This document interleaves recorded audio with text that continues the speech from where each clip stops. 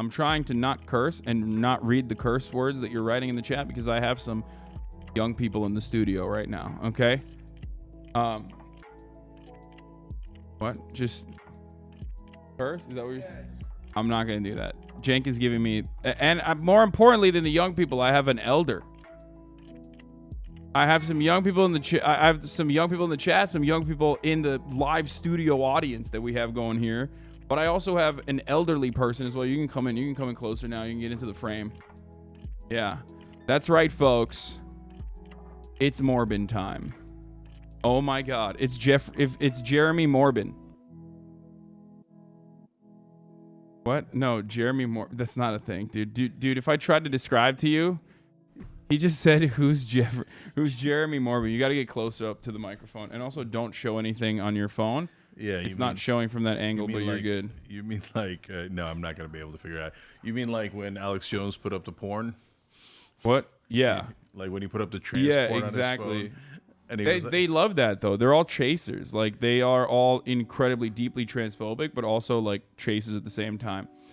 You couldn't catch that because I hadn't turned on the microphone, but he literally said, what did you say? Who's Jeffrey Morbin? I got to look that up. Totally. That's exactly and he started Googling it on his phone. Who is this Jeffrey Morbin they speak of? Yeah, I don't know how I would ever describe this to you. I don't know how I'd be able to describe any of that to you.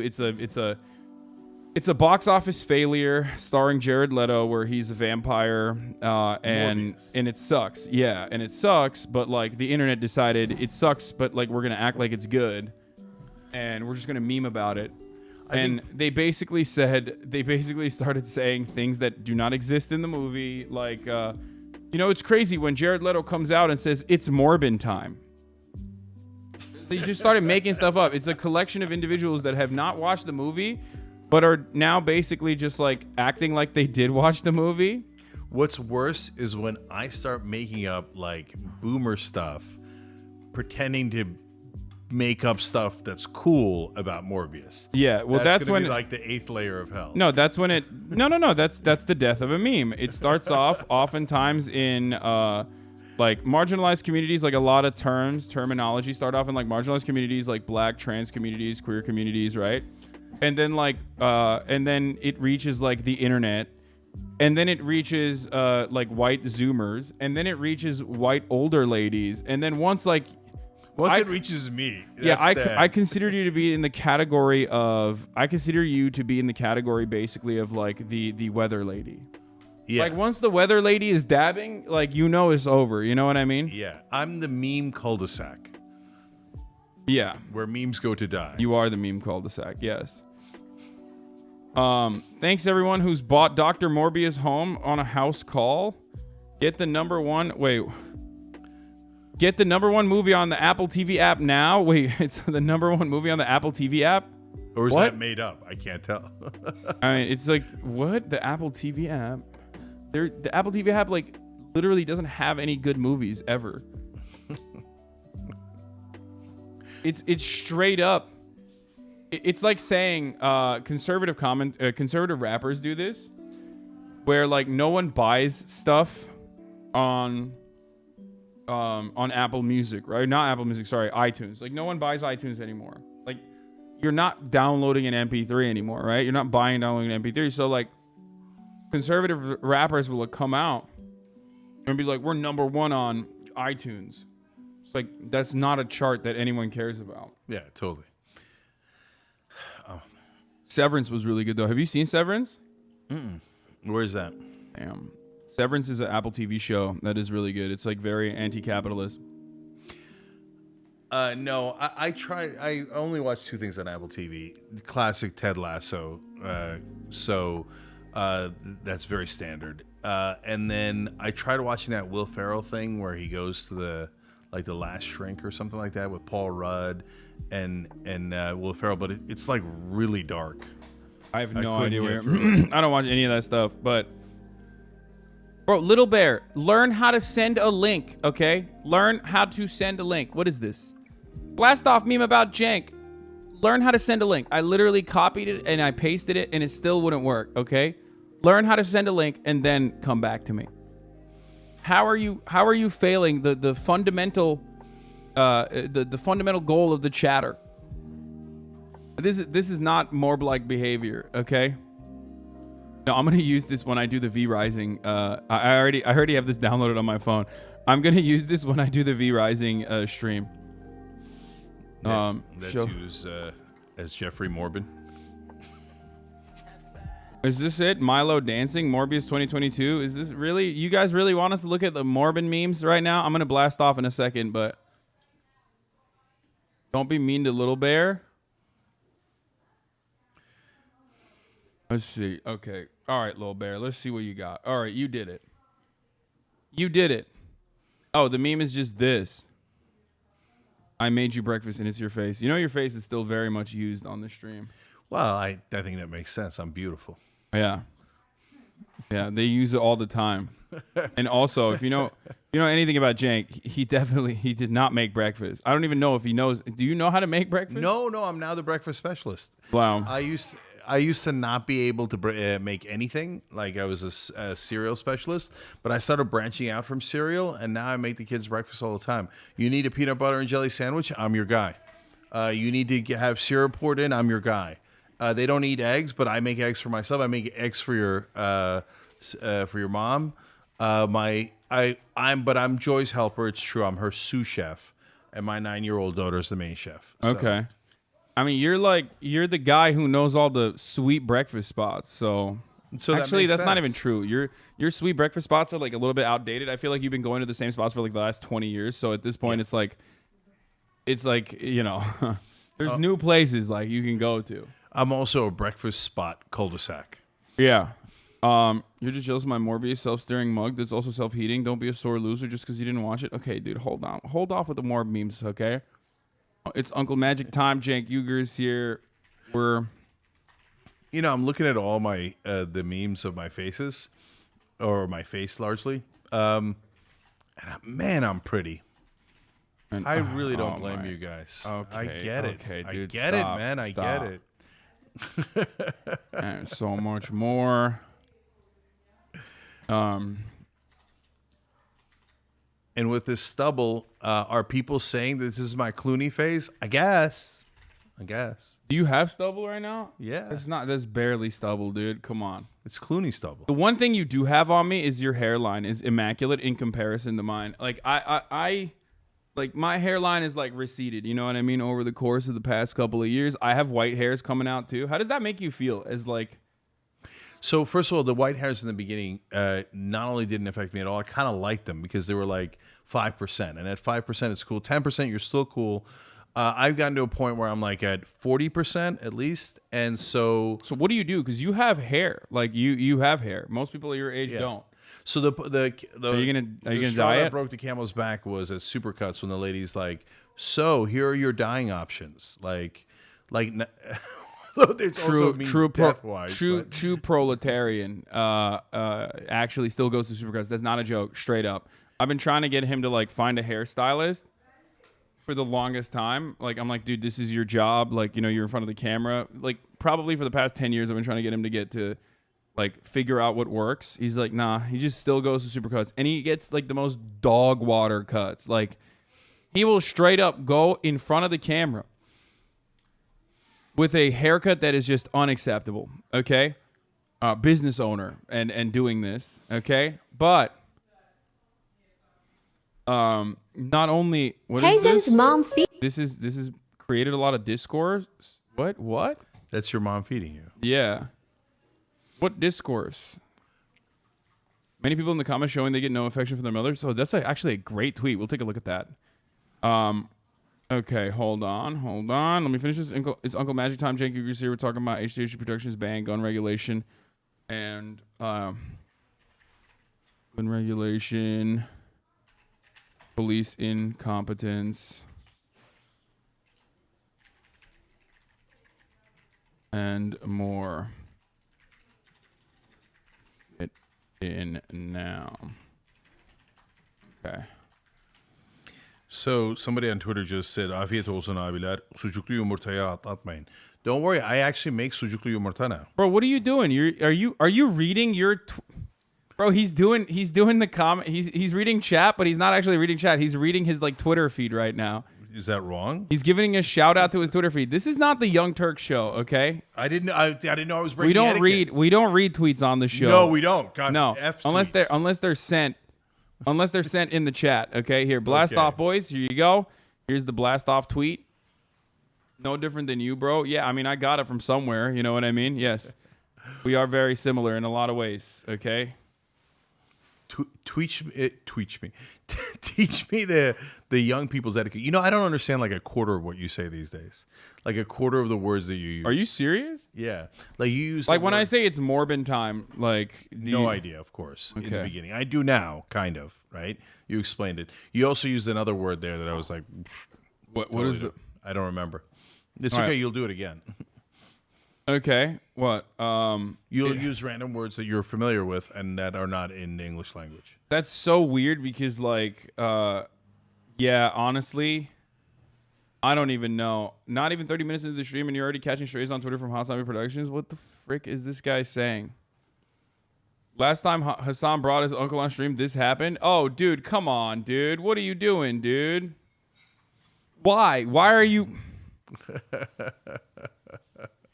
Jesus Christ, dude. Here, this is what happened last time you were here. And we had the commie flag back there too, but I'm now and no other. This was when I was a real proletarian, you know what I mean? In my $7 gorillion mansion when I had nothing behind me and I had just the USSR flag, bare bones, you know what I mean? That wasn't that Anyway, long this ago. is like years ago.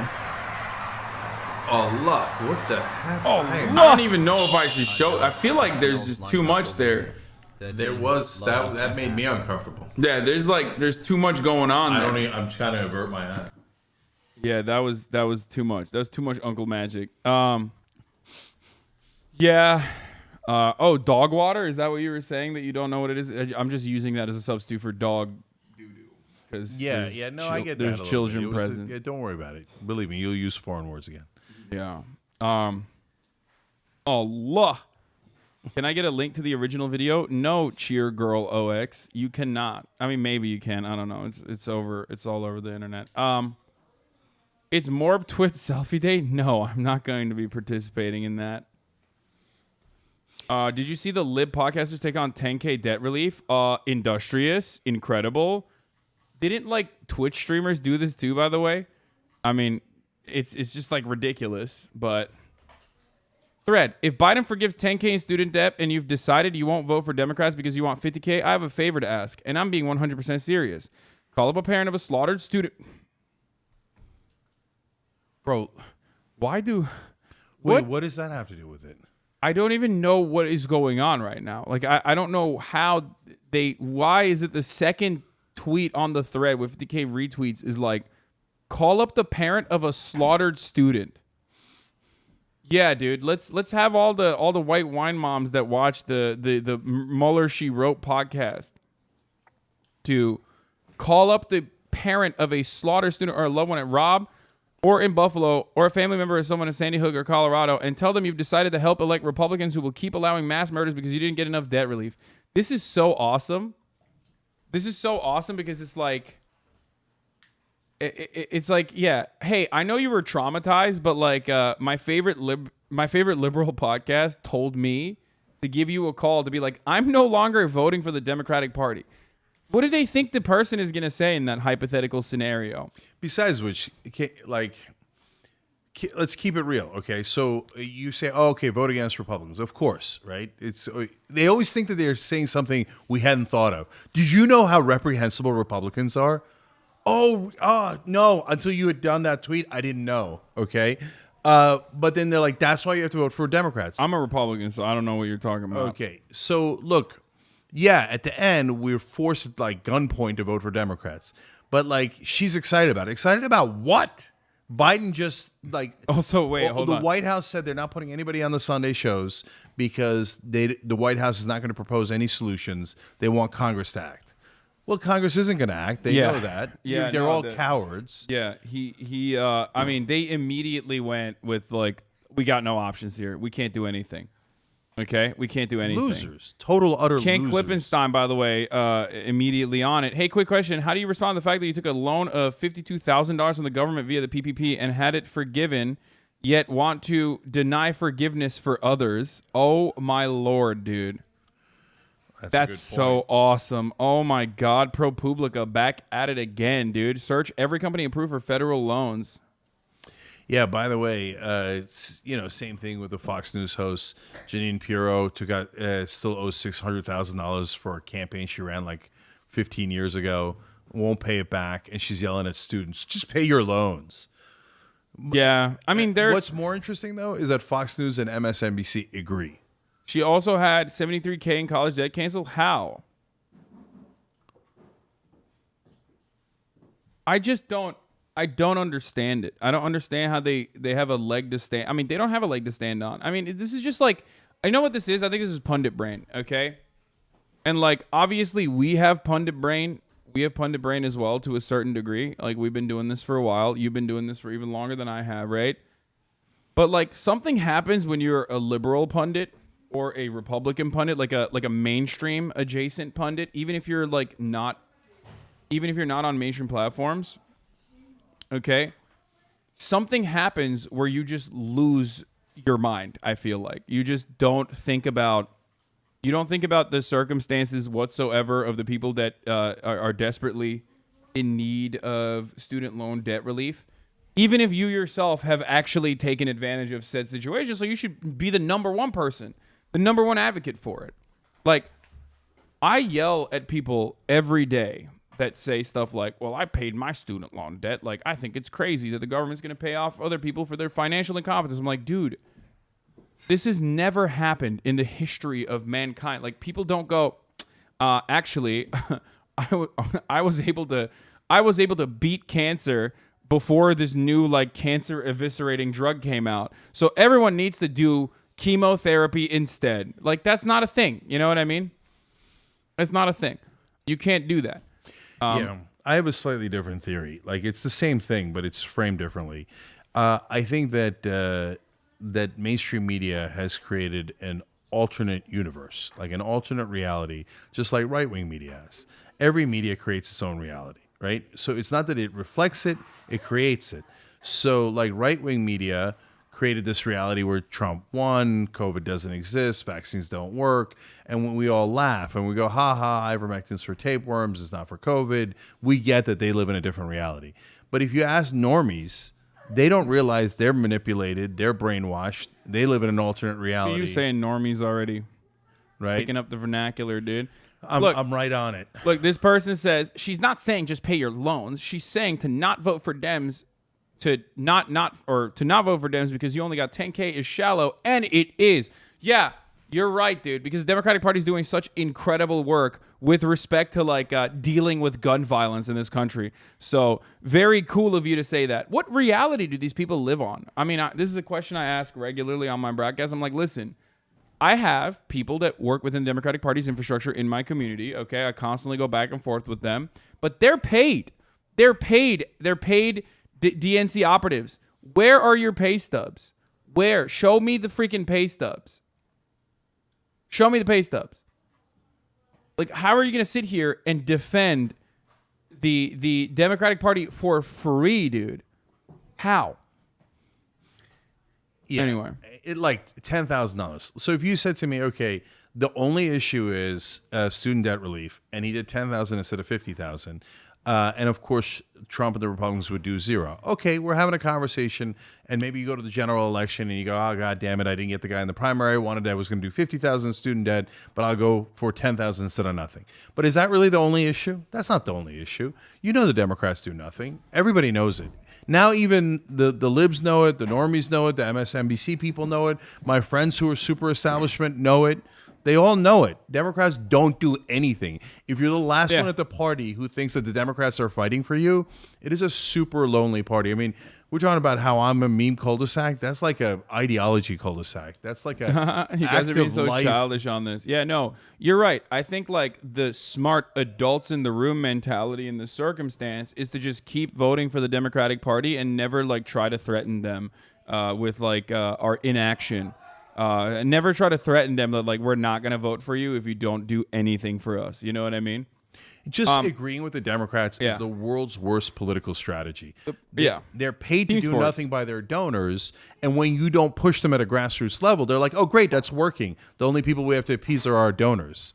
No, that person has peasant brain, okay? Like, that person literally has serf brain. Like, just so brain broken. He's like, my lord, I know I messed up with the grain crops this year, but it will be all right. If you cut my hand, I will understand, my lord. That's what you're doing. You're literally like, I don't expect you to do anything. I just want you to win because everyone keeps telling me over and over again that the other side is much worse, and they are much worse. So that is the only agenda item that the Democrats push for. That's the only agenda that the Democrats push for when they're raising funds for their campaigns.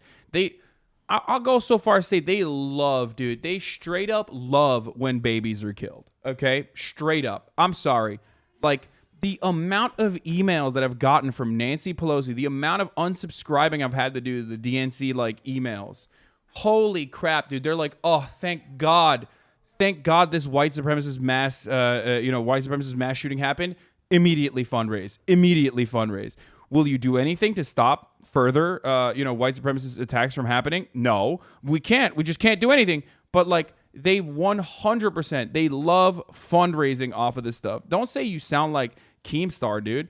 There's a difference. There's a difference between me, an actually powerless person, doing everything I can, and like literally straight up like funding at least mutual aid and trying to activate communities like to do like local politics and all this other stuff to like genuinely change people's lives, then the Democratic Party, who actually is in a position of power and refuses to do anything and just is only there to be like, give me your votes and also your campaign financing. Give me your votes and give me your money. Give me your votes and give me your money. We're better than the Republicans. We're so much better than the Republicans. They did that with Roe v. Wade as well. They did the exact same thing. They were like, thank God.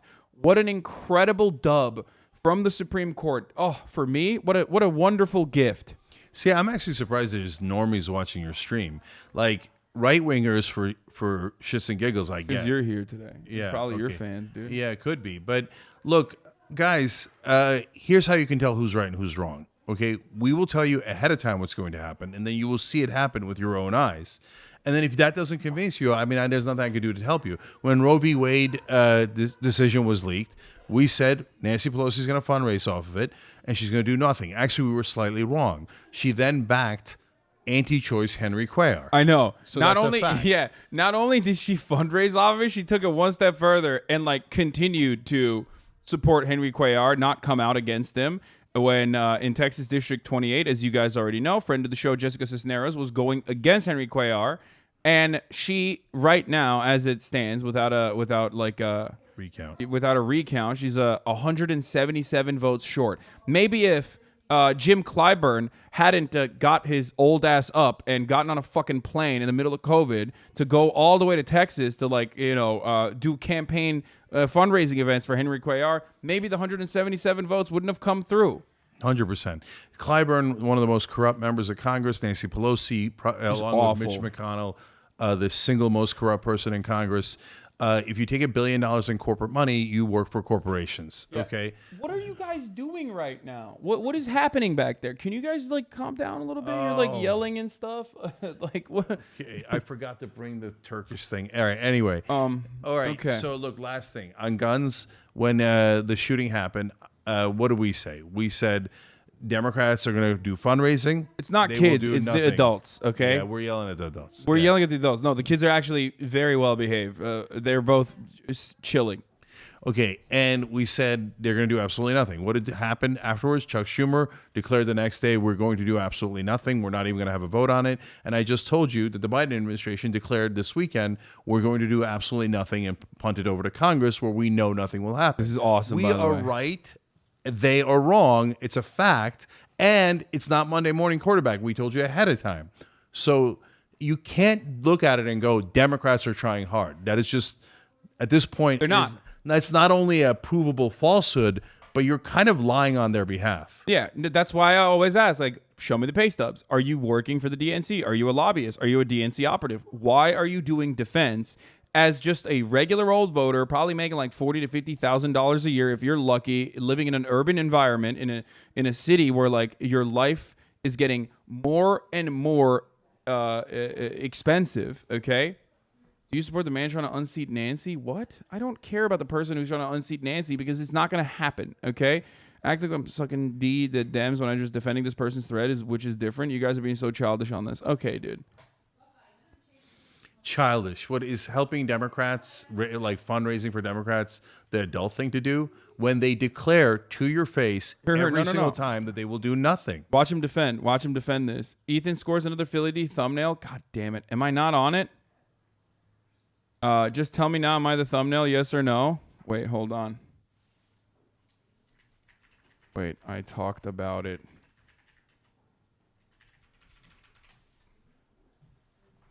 Okay, let's see. I'm trying to intercept this. Okay, Ethan and I have a little competition going. Ethan and I have a little competition going where like who will Philip DeFranco clickbait off of next, like or more. I'm currently defeating him. I'm currently absolutely destroying Ethan in the marketplace of thumbos, but. We're gonna talk about what Ethan did in a second, and you'll see. But anyway, this is the ADHD broadcast. Hey, let's take a look. New speaker Nancy. Oh, proletariat Andy, thank you for the 100 gifted subs. Okay, 100 big ones.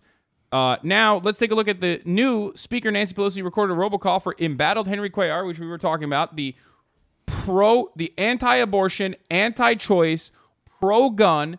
NRA-backed candidate Henry Cuellar, who was advocated for by the entirety of the Democratic establishment. Okay, let's take a look at what this robocall entailed.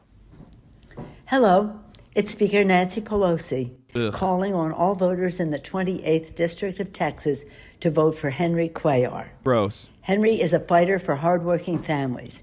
In Congress, Henry has championed good-paying jobs and healthcare. Literally a lie, just straight up. He is not even a champion for his own district. This is the thing I don't understand. It's like Bob Menendez, right? Like, what do these guys have? Like blackmail on Nancy Pelosi and like Lolita Express or something? Like, what's happening? Why do you have to consistently defend these people just by the sheer virtue that they're incumbents? Is that what it is? Because that's what Nancy Pelosi says. Like, do they just have blackmail on you? Did you guys go to the Bohemian Grove together and they all have like compromising photos of Nancy Pelosi or something? Why? Yeah. Why are you still caping for these awful vultures? I mean, well, I'll tell you why.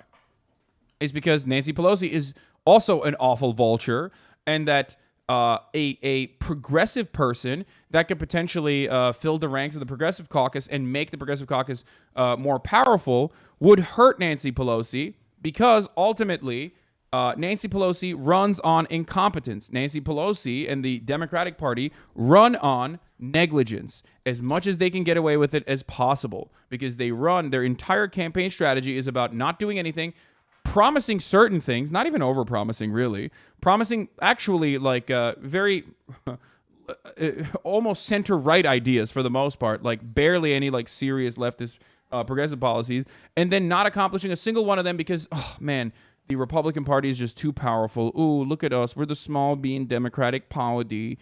And when you slowly fill the ranks of the Democratic Party with like actual progressive people, they will light a fire under Nancy's ass. If they become a larger coalition, that is like one extra vote that you have to whip. That's one extra moment that you have to compromise to the left. They do not want to compromise to the left. Their entire purpose is to destroy the left, to create a bottleneck, to create a hurdle against any kind of leftist momentum that legitimately is interested in listening to voters and fulfilling their desires, doing anything to help them. So there's two reasons why Pelosi helps corrupt people like Cuellar and Menendez. The one most obvious reason is she likes corruption. Like, I'm not being cheeky. I'm being literal. She's taken over $1 billion in corporate contributions, or campaign contributions overall. So they didn't give her $1 billion because she wasn't a good return on investment. They love that she's a good return on investment. She is the single most corrupt person in the Democratic Party. Like the mainstream media is like, oh, that's so great. She's so great for collecting $1 billion in bribes. That's not great. That's super shitty. That means she sold us out to everyone who bribed her. I mean, her thing is, she's a diligent fundraiser. That's the reason why she's so powerful in the party. That's the only reason why, Yeah. because she takes the most bribes. Yes, in our system there are legalized bribes, but they're still bribes, and they're money for votes. So when she sees, Cuellar, he'll even take a bribe from an Azerbaijani oligarch. That's my boy. That's my boy. Menendez will take a bribe on a yacht. That's my boy. And she knows she could reliably count on them to be just as corrupt as she is. Whereas progressives, is the second reason that Haas was talking about, are a pain in her ass.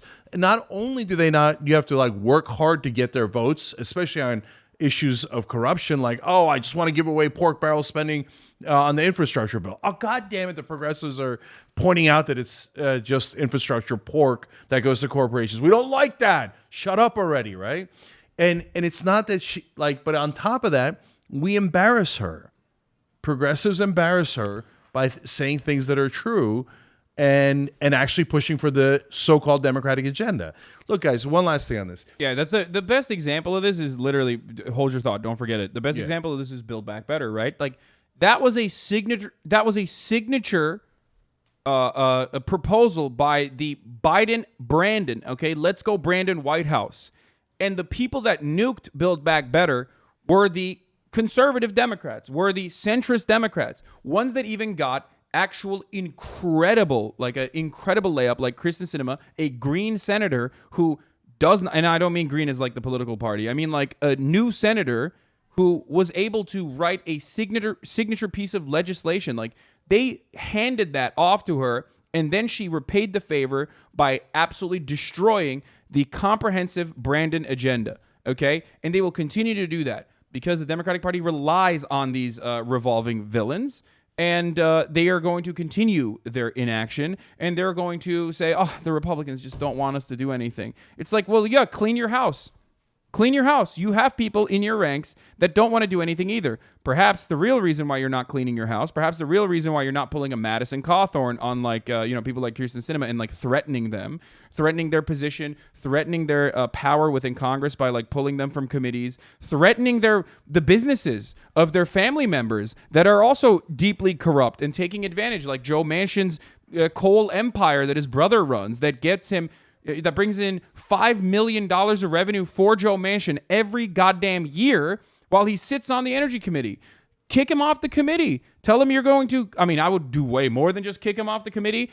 I want to institute new legislation called the Gauntlet, where I think like if you dip below a certain approval rating in your state, like you pick up a champion and a champion comes into the state and beats the doors off of you on the Senate floor. Don't do that. Okay. I think like that would be incredible legislation. I'm actually pushing for it. You would, C-SPAN pay-per-view. I literally actually unironically think that this would be this is my legislative agenda. This is what I believe in. I think if you dip below a certain approval rating, okay, in your own state, in your own state, and Congress is always at like 30 across the board, right? Someone should be allowed to go to the floor of the Senate, okay? This is totally legal, totally above board, right? And absolutely beat you mercilessly, like in hand-to-hand combat. That is definitely not legal. What do you mean? Why? You were saying you would make it legal, but yeah. I'm very stridently anti-gauntlet. Okay. Laws are what you make it. Like morality is a different conversation, and I think it is moral that to push for a law such as that. I do think that. As long as everyone agrees to it. So we diverged on the gauntlet, but I'm back to agreeing on ideology. I'm just saying a little bit of proletarian violence would potentially, make sure that the Democrats and the Republicans never actually upset their base and refuse to listen to their cries for help and instead focus on their corporate benefactors. Yeah, I'm going to vote no, but... you're a lib. That's where I'm a normie. Yeah. But back to what you were saying, it was actually melds in perfectly with what the point I was going to make, which is on $15 minimum wage. They revealed their hand, right? So they voted, and we forced them to vote. Progressives forced them to vote. Bernie didn't even want to vote, and when he did, lo and behold, it wasn't just Manchin and Sinema. That was the first vote that they took on COVID relief bill, taking the $15 minimum wage out. Yeah. That was even before Build Back Better. And it turned out that 8 Democrats in the Senate voted no. 8, not 2, 8, okay? Yeah. And if they needed it, would have been 28 that voted no. Yeah. And by the way, of the 8 that voted no, 2 of them were senators from Delaware, who unquestionably, if you know one thing about politics, it's that those 2 Delaware senators are not going to vote without asking the White House. Joe Biden is from Delaware. Those are his top 2 allies. If you think they didn't ask the White House, honestly, retire. You don't know anything about politics. So that was Joe Biden saying, all right, guys, there's kids, you guys got to go. Because that's Joe Biden saying, I'm fucking with you. I never meant $15 minimum wage, okay? I never meant it. I was lying, and I'm gonna rub it. You remember that guy in New York subway who smeared his own doo-doo on the poor lady? That's what Joe Biden is doing on his own agenda, where he's like, "Oh yeah, what? Take this, Democratic voters." Well, okay, actually, I never meant it. I'm lying, and I hate progressives because fair, every he's once doing in a that 'cause he's while, very old. rarely, they out me. No, because he's a decrepit old husk of a man who, that's just something that happens when you're that age and your brain capacity is severely diminished. You just start rubbing your fecal matter on everything. Yeah, So, and he did it on 59. You're Isn't being it amazing ableist. that mainstream media, that one of them pointed out, hey, that's Joe Biden's top allies voting no on a thing that he said was a core part of his agenda. Hey, isn't that weird? Okay, no, they're all actors, man. They're all, Alex Jones talks about crisis actors. You're looking in the wrong place, brother. Just look at Washington, D.C. reporters. They're all actors. None of them know the news, But none not of them know hot. politics. except for Don Lemon and maybe Cuomo, even though he's canceled now. I'll still say it. He was hot. There's some people. I'm Look, a truth I'm teller. partial to Cuomo. I'm I a know, truth I teller. know I'm a truth Cuomo. teller. I'm a truth teller. Okay. I'm sorry. Some people are afraid of saying the truth. I will say my piece. You know why I like Cuomo better than the rest, other than the fact that he was fired. So that shows, like, I don't know, he stepped outside of the mainstream for a second, like in the wrong way. Okay, granted. he stepped outside of the I mainstream know, by like totally helping his wrong brother way. do Like, more more corrupt creepy ass stuff. I know, right? stuff. So, but the reason why I like Cuomo a tiny bit better than the rest is because he seems more like a real person, which is ironic given that he's from like royalty, right? But like he sometimes he's a bro who wants to fight and who has a temper, and he's like, I do like that. Yeah. like Anderson Cooper is a robot. Like, are you positive that Anderson Cooper is an actual Homo sapien? Right? I don't think so. Like, I think likely he's a Homo sapien, but it's possible that he's just a literal AI robot. Whereas with Cuomo, you think, no. Cooper's also very hot. So Yeah. and it's Pride Month. How dare you? You're literally wearing a pride shirt I am. and attacking the silver fox. By the way, I mean, I don't know anything about his helping of the LGBTQ community. The fact that he exists on TV, I guess, helps for the older folks, okay? But other than that, has he really done anything to help? I don't remember him in any fight. He would say, oh, no, I'm not supposed to help. I'm a robotic news actor. Anderson Cooper is proof that like lizard people have actually gotten a lot better. Like they used to look like Ted Cruz, and now they look like, on some of the modifiers, like they made him look like Anderson Cooper, and then on others they just look like, Ted Cruz. Yeah, their CGI got better. Yeah. The original lizard person was that prosperity preacher. Who's that demon dude? Kenneth Copeland. Yeah. I love Kenneth that. Copeland, I love that guy. yes. Okay, here, let's finish it. this. Let's For our finish Nancy people. Pelosi disgusting. He has brought back millions of dollars to the district. Please vote for Henry Cuellar on May 24th so they continue to fight for you and to serve as your champion. Thank you. Speaking of lizard people, Nancy fucking Pelosi. Oh my God. She's 200 years old. How is she still Dianne alive? Feinstein. Dianne Feinstein literally was taken off the committee for unironically like a lack of brain function. Like her brain matter was like leaking out of her ears when she was like, I really liked the wonderful experiences that we had in the Brett Kavanaugh hearing. That was cool. Yeah. And they're No, like, no, all right, I- grandma, like- get the fuck out of here. No, I'm not mad at Feinstein. She's literally lost her mind, and I don't mean that in any pejorative way. Like she's an older person who's got some sort of dementia or Alzheimer's, and no one disputes it. Schumer doesn't dispute it. Newsom doesn't dispute it. Everybody knows it. So I'm not mad at her. She's like, I'm mad at the old Feinstein who was a conservative dirtbag while pretending to be on the left. Yeah, okay? no, I loved it when she was like telling the kids, like, you can't vote for me. You're too young. Like, shut up. Yeah. And the kids basically were like, you're going to die. Like, we're going to have to deal with we're going to have to deal with this like broken planet because of anthropogenic climate change. Like, you're going to die tomorrow, dumbass. Yeah. But what I'm mad at is the Democratic Party who's like, no, I don't see it. And by the way, the people in the media who are like, don't even insist that she should step down. She clearly like has no idea what's going on. If you put her in this room right now, she would have no idea where she is. Well, I mean, so that's the thing though. Like, that's the goal. Like, that's it. That's goated. You know, you're just like, that's the perfect politician. Doesn't do shit. No, that's a great point. Votes That's along exactly party right. lines, like barely. Just wheel them out, Yeah. them out. Press this button, Diane. Press this button. In fact, that's better for them. Like they're Yeah. like, oh, she can't think. That's perfect. You say it's legit elder abuse? I wish, dude. Okay, I wish we could, legally speaking, with the gauntlet, abuse our elders. Okay, abuse our elders in Congress legally with the gauntlet, dude. I'm gonna be one of those like libertarian candidates that always runs like in the California like jungle primaries and stuff that has like a that changes their like middle name legally, and it's like Hassan, a freedom fighter, a terrorist, piker or whatever, and then like I'm gonna run on the crypto. I'm gonna run on a pro crypto libertarian gauntlet campaign. You know what I mean? Just so I can bring in like the broadest coalition of weirdos. You know what the funny thing is? That What? would actually work. Yeah, Like, exactly. no joke. Those crypto guys will give you millions of dollars in a political campaign. And then when you say gauntlet, you'll get the right-wing vote. When you do your, like, socialist positions, you'll get the left-wing vote. And all of a sudden, like, you got a shot. That's not even a joke. Hey, by the way, the person who said, hey, be careful calling Feinstein a lizard person. The lizard thing was originally anti-Semitic. I'm Jewish. I don't think you've been anti-Semitic at all, but people will try to cancel you on this. Yeah, except I didn't purposely call Dianne Feinstein a lizard person. I just said she's senile and has a broken brain with brain matter leaking out of her ears. I only called Anderson Cooper, who, as far as I know, is a wasp, and also Pelosi. and Nancy Pelosi, who is Italian.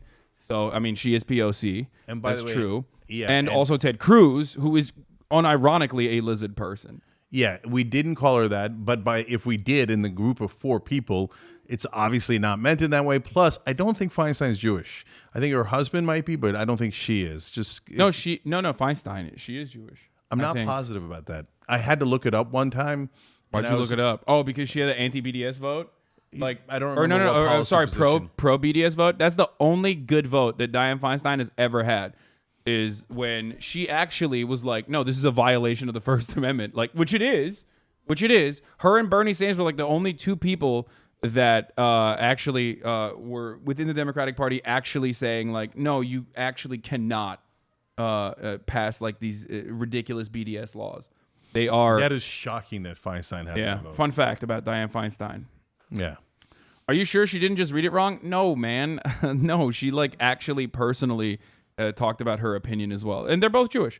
Feinstein was born Diane Emiel Goldman in San Francisco to Leon Goldman, a surgeon, and his wife Betty, a former model. What? Her paternal grandparents were Jewish immigrants from Poland. Her maternal grandparents, the Rosenbergs. Okay. Okay, so she's Jewish. I was Yeah. Yeah. Okay. Anyway, yeah, they're gonna be like, yikes, dude. They're like trying to out the Jewish congresspersons over I don't here. care what anybody says. Okay, they called Bernie Sanders anti-Semitic. I'm done with any of the identity politics. You can kiss my ass. Okay, anyone who says that you're anti-Muslim, you're a bigot, and I've now moved on. Yeah. MKC, thank you for the 5 Get This subs. By the way, Feinstein was also pro-gun control because she was there when Harvey Milk was killed. Feinstein was pro-gun control because she was there when the first gun was invented, dude. What do you mean? She was literally there. She was like, "Oh, wait, maybe we should not invent the gun." Seems like a bad idea, okay? If you ask her now, she probably won't remember. Actually, those are probably the only memories that she has remaining. Everything else is gone.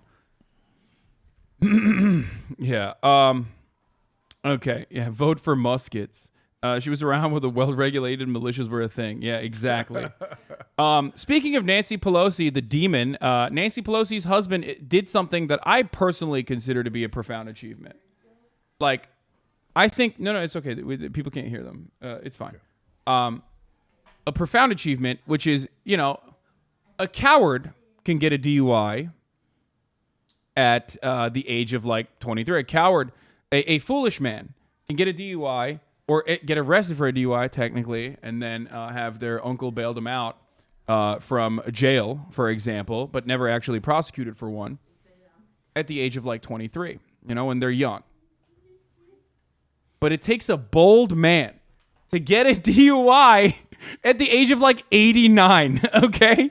What is he doing? House Speaker Nancy Pelosi's husband, Paul, was arrested in Napa County on Saturday, when a spokesman said, and faces drunk driving charges in California. Dude, if you look like this, how are you getting so lit?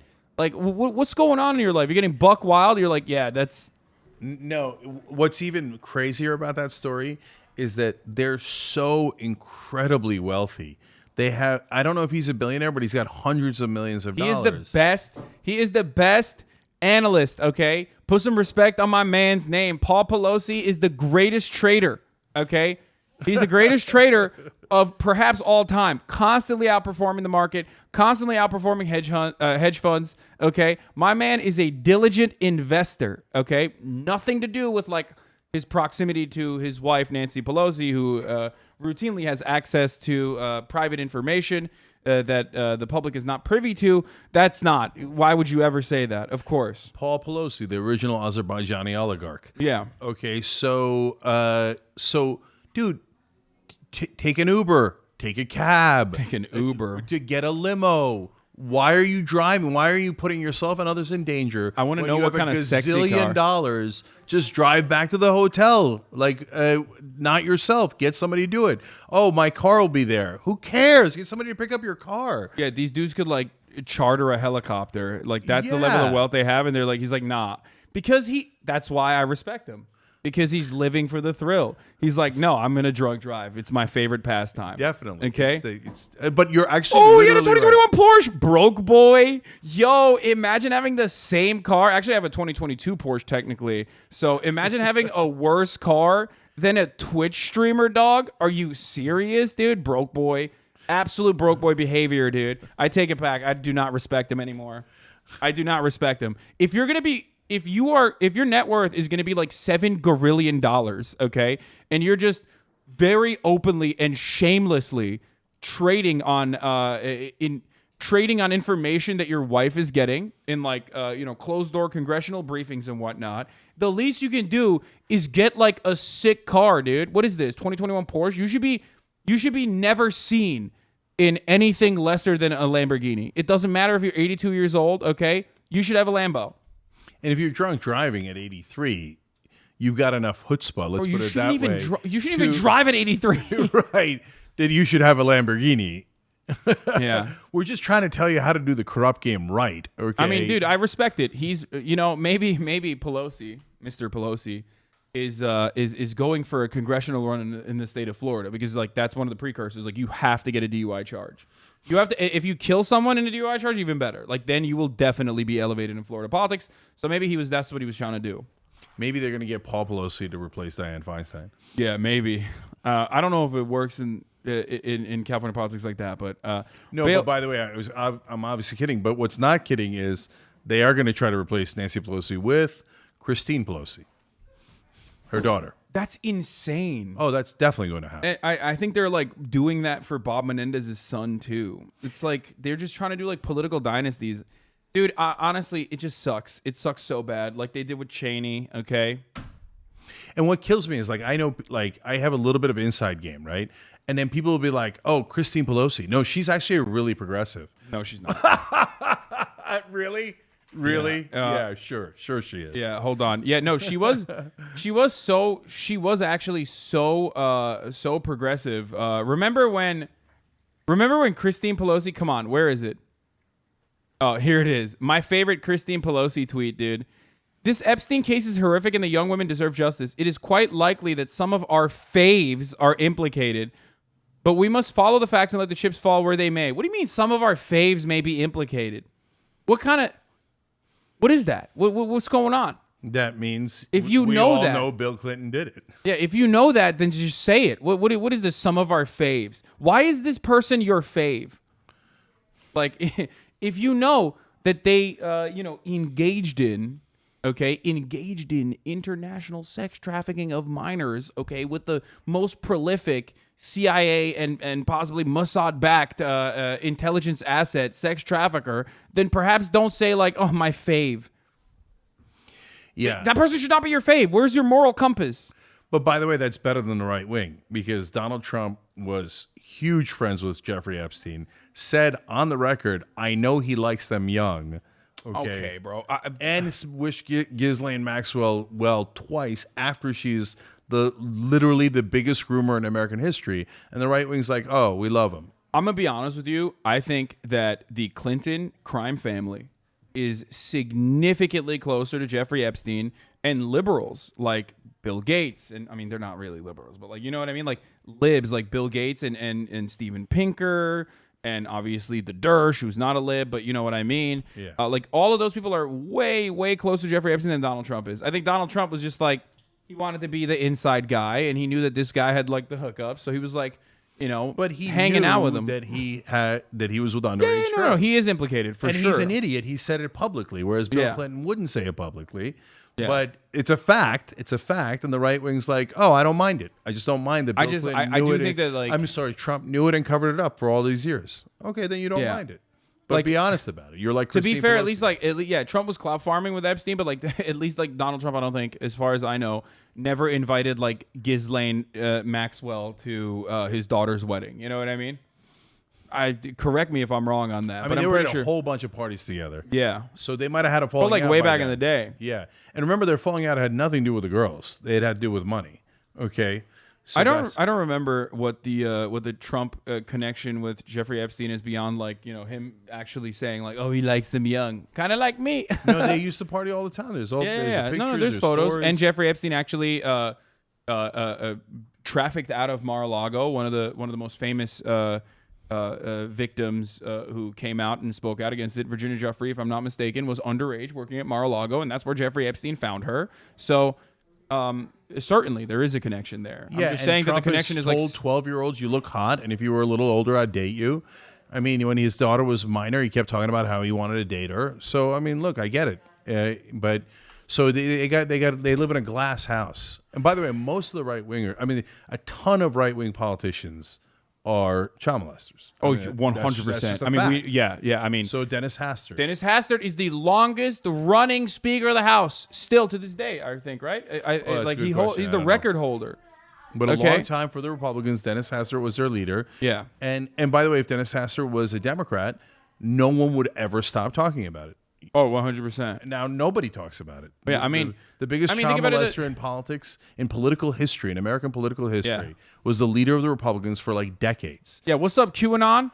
Huh? What's going on, the weirdo QAnon fans? What's happening? Looks like you got the wrong party, brothers. Yeah, I mean, not the wrong party. There's certainly pedophile Democrats as well. I believe it, 100%. I think like those Jim Jordan, groomer, covered up. People in positions of power are just like freaks, straight up. Anyway, moving on from that, though, let's get back to the main matter at hand. Bail for Mr. Pelosi, 82, was set at $5,000. County records show he was released from custody on Sunday morning. The charge he faces is a misdemeanor. Mr. Pelosi was driving a 2021 Porsche and he attempted to cross State Route 29 when his car was struck by another vehicle. Oh, so he actually got into like an actual, okay. He got into an accident. Yeah, Ms. Pelosi, a Democrat, has not addressed the arrest publicly. On Sunday, she delivered a commencement address at Brown University. News of her husband's arrest was reported on TMZ. She was not with her husband during the incident. Damn, Paul was like, yo, Nancy's out of town. Let's get fucking wine drunk. You know what I'm saying? Who was in the car? I want to know who was in the car. Yeah, the speaker will not be commenting on this private matter, which occurred while she was on the East Coast. Yeah, it's not a private matter, okay? What do you mean a private matter? Anyway, no longer private. Mr. Pelosi, an investor who typically avoided the spotlight, runs financial leasing services of San Francisco-based VC. This year, as efforts to ban stock trading by members of Congress gained momentum, Mr. Pelosi's sophisticated and lucrative trades drew attention. Investors on TikTok and other platforms reviewed Mr. Pelosi's stock disclosures and mimicked his investments. Yeah, they met at Georgetown University and married in 1963. Jesus Christ, dude. They own a vineyard in Northern California. Look, guys, why don't they go after Manchin for owning the coal company? Because they own a vineyard. They do. Thank you. They own a venture capital company. Dude, I would. Oh my God, if like I had some weird power where I could be inside of Joe Biden's like SpongeBob looking brain, okay, with all the holes in it. If I could just like poke myself into one of those holes, oh my God, I would use the IRS so fucking hard. It would be like, first of all, I would fund the IRS immediately. And then oh God, I'm just fantasizing about it. Can you imagine just like constantly throwing them under audits? Like just regular audits. I would use every federal agency to come down with the long dick of the law to just like literally be like, oh man, your daughter raised EpiPen prices 1,000%. That seems kind of strange. What's going on there? 100%. Let's take a look at that. I mean, they should do that regardless, because like if they were moral, if they were like actually moral, they would do that. Okay, but oh my Lord. Yeah, no, I've said on the show that for the normies who are like, oh, well, you guys don't know how to count. We don't have enough votes. Oh, that's all of politics is. Oh, hey, who's going to vote this way? Oh, all of your donors say to vote that way. Then I give up. I surrender. Well, again, you don't understand politics at all. If you actually wanted to do something, you would first offer carrots to Joe Manchin, which they did. They gave his wife a lucrative position in West Virginia that she wanted, etc. Then when he says, no, you can suck it, then you go, no, you can suck it, and here's my sticks, not physical ones like the way Haas is talking about it. I never said sticks. The weapons I would wield are definitely, more than just a switch. But you would do a political, symbolic gauntlet. So here's what I would do. I would have giant picture of his daughter and his son and himself, and I'd say, look, this is his criminal daughter that raised prices on all of you by 1,000%. She, by the way, then outsourced jobs from West Virginia, cost West Virginia thousands of jobs, and got a golden parachute of $30 million. And I'm going to look into that $30 million because I know you don't get $30 million when they let you go. So I'm wondering why they actually gave her $30 million and what criminal implications there are for this actual criminal who has destroyed American families, led to many people's deaths because they couldn't afford that insulin. And then I'm going to look into his son, EpiPen, and who runs the coal company that he profits from. And I'm going to regulate the living hell out of his company because that is my job, to protect you and the voters of West Virginia. Yeah. Okay, now let's play ball, Manchin. Okay, what do you want to do now, dick? Yeah, okay? They did that for Madison Cawthorn for literally just like, for having a little, some Republicans do having lines a little of fun, coke. having a little fun. Okay, which I still believe, and also Madison Cawthorn, I will be having him on the broadcast soon, so look forward to that. But it's just, these are things that the Republican Party does on a daily basis. They fired the Senate parliamentarian twice, I believe, under Dick Cheney's rule and his regime, when the Senate parliamentarian didn't play ball, but the Democrats refused to do so when the $15 minimum wage hurdle came from the Senate parliamentarian, because Republicans want to get shit done, okay? Democrats, on the other hand, rely on Republicans getting shit done to actually win favor and curry favor and win votes. This system is leading us down this incredible originally creeping death march towards fascism that is now actually accelerated drastically, okay? Republicans have completely sidestepped the legislative body. They are using state legislatures to enact their horrifyingly violent agendas, whether it be like outing every LGBT person in your state and like trying to lock up their parents, whether it be criminalizing abortion across the board, like in Oklahoma that just passed. Like, they're going buck wild. They're going crazy. They've completely taken over the court system too. So if you try to push back from the court system, from the judiciary, they will turn around and take it all the way up to the Supreme Court, which they've stacked, and absolutely yeet anything and solidify every single agenda item that they have that is deeply unpopular but mobilizes key bases that they care for, they care after. And liberals turn around and talk about the infallible institutions and cry, and they have no power, and they just like act like we should just sit around and take it.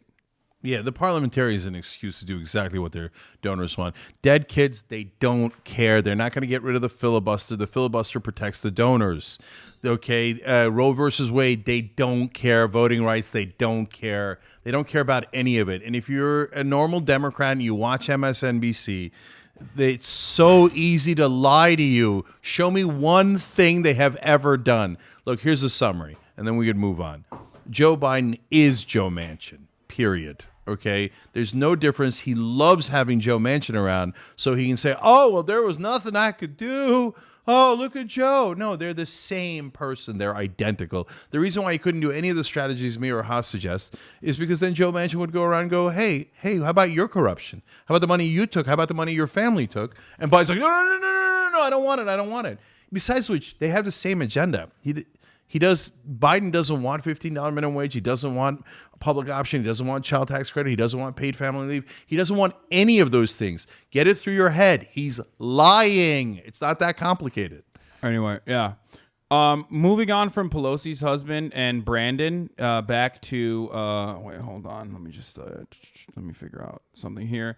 What I want to talk about now is now that we're fired up, okay? Now that we're fired up and angry about what is happening in the world and what the Democrats are doing, and I already brought up Chuck Schumer, who instead of using the momentum surrounding the gun violence and gun control issue currently in the aftermath of 2 mass shootings, one white supremacist massacre in Buffalo, and then immediately after the 19 elementary school children that were massacred ruthlessly and the 3 adults that were murdered ruthlessly at the Robb Elementary School.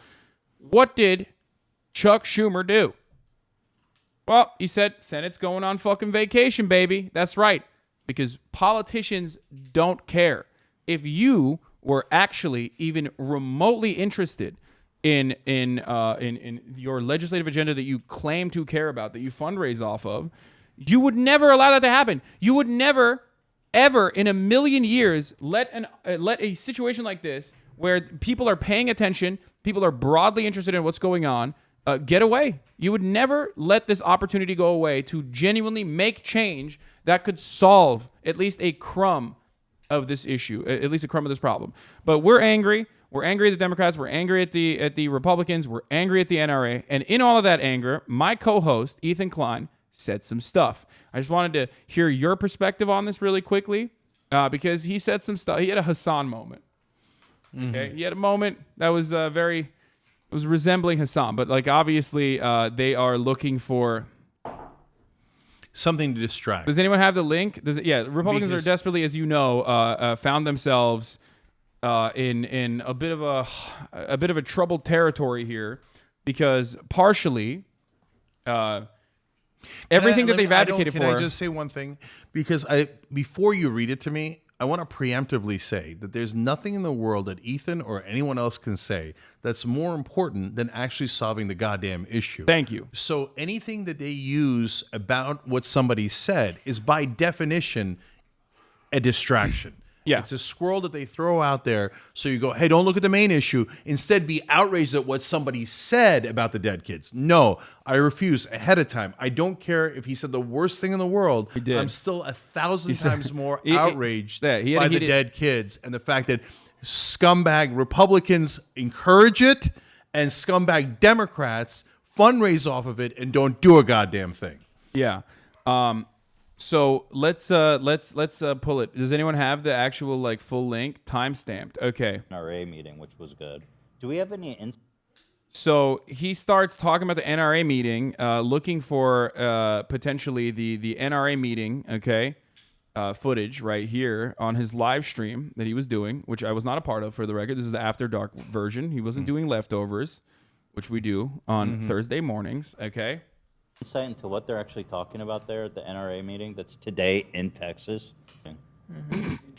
Okay, Don't. I'll roll that back. Immediately, he goes, "All right, that was ridiculous that he said that." But it's over. That They was it? clipped. That's it. They clipped it saying someone should bomb that building, and literally were like, they clipped it, they shipped it. They were like, this should lead the discourse because everything else that they were trying to misdirect away from was found out to be completely untrue. They went with good guys with a gun. The police did an incredible job. That's what Greg Abbott Well, said. I don't even know why they object. Don't they want arms are arms? Everything is constitutional. And in fact, but we had a back and forth with Tim Pool just on Saturday, right? And he said that everybody should be allowed to have nukes. So I'm sure that he's thrilled with what Ethan Klein said. Why not? And you have a constitutional right to use it. Like they say, hey, we have a constitutional right to use our arms against the tyranny of government. Let's translate. What that means is I'm ready to murder cops and I'm ready to murder soldiers. That's what the right wing says on a very, very regular basis. He said it for half a second and now they're catching feelings. Yeah, no, they're like, that's messed up. Yeah, he should have. Well, my take on it was like, the same conservatives that are like, oh my God, I hate cancel culture. I hate, like, it's free speech. It's free speech. I love free speech. I'm a defender of free speech. That, like, get me canceled regularly. Literally turned around and were like, no, I actually hate free speech. And this is not constitutionally protected. This is so messed up. And, like, it is wrong. It is wrong. When you say that, you shouldn't bomb when you're the a NRA building. and Do when we you're a have to clarify broadcaster, that? when you're a professional broadcaster, especially on the left, you say some stuff like that, it's going to get clapped. You're going to get clapped straight up. I knew in the immediate aftermath of the 9/11 stuff that, like, I was going to get clapped. You know what I mean? I was in my fifis. I was very upset, justifiably, thinking about, dead babies overseas that the American imperial war machine contributes to on a daily basis that we completely normalize. And I was seeing a hypocritical mouthpiece for said imperial war machine speak out against, rolling back these war coffers. And I got frustrated. I had a heated gaming moment. He got frustrated in a similar capacity when he was thinking about the NRA, okay? And he said something bad. He said something wrong, okay? That's it. That's interesting because I feel like we flipped. You cared less about what people said before. Now I care less. I don't care. Like, should you bomb the NRA building? Of course not. You shouldn't bomb any building. But he rolled it back within half a second. It was like he went too far. It was a joke too far. Yeah, to be fair, I never rolled it back. Yeah, what's that? To be fair, I didn't really roll it back. But anyway. But he just did it right there and instantly. That is nothing but a distraction. I'm not at all interested in it. I don't care if you're offended. I don't care about any of it. Once again, hashtag suck it. It's called freedom of speech. You're the ones who push it. You love violence. You love pushing violence. You're not catching feelings. You're going, ha ha. And you know what? I reject your ha ha. I don't care that you're saying ha ha. Again, I refer you to the previous hashtag. Yeah, I mean, look, constitutional carry, baby. That's right. Tim Pool says we should carry bombs everywhere. Tim Pool literally said you should be able to have a nuke. Yeah, he like said under it. the Constitution. He said it to me. And so I asked him. He said it. Yeah, he said you should be able to have a tactical nuke. Here. We gotta do this. But for Ethan, you gotta have him on your show and be like, you need to apologize for your words. I should. You coward. You Oh, did the for way I me. did it with Yeah, you? exactly. Yeah, I know, right? Yeah, remember this, guys? So here we are. I'm living up to what I said about conservatives and progressives. We're having a conversation. Oh. So you said America deserved 9/11. Did you mean that? Yeah.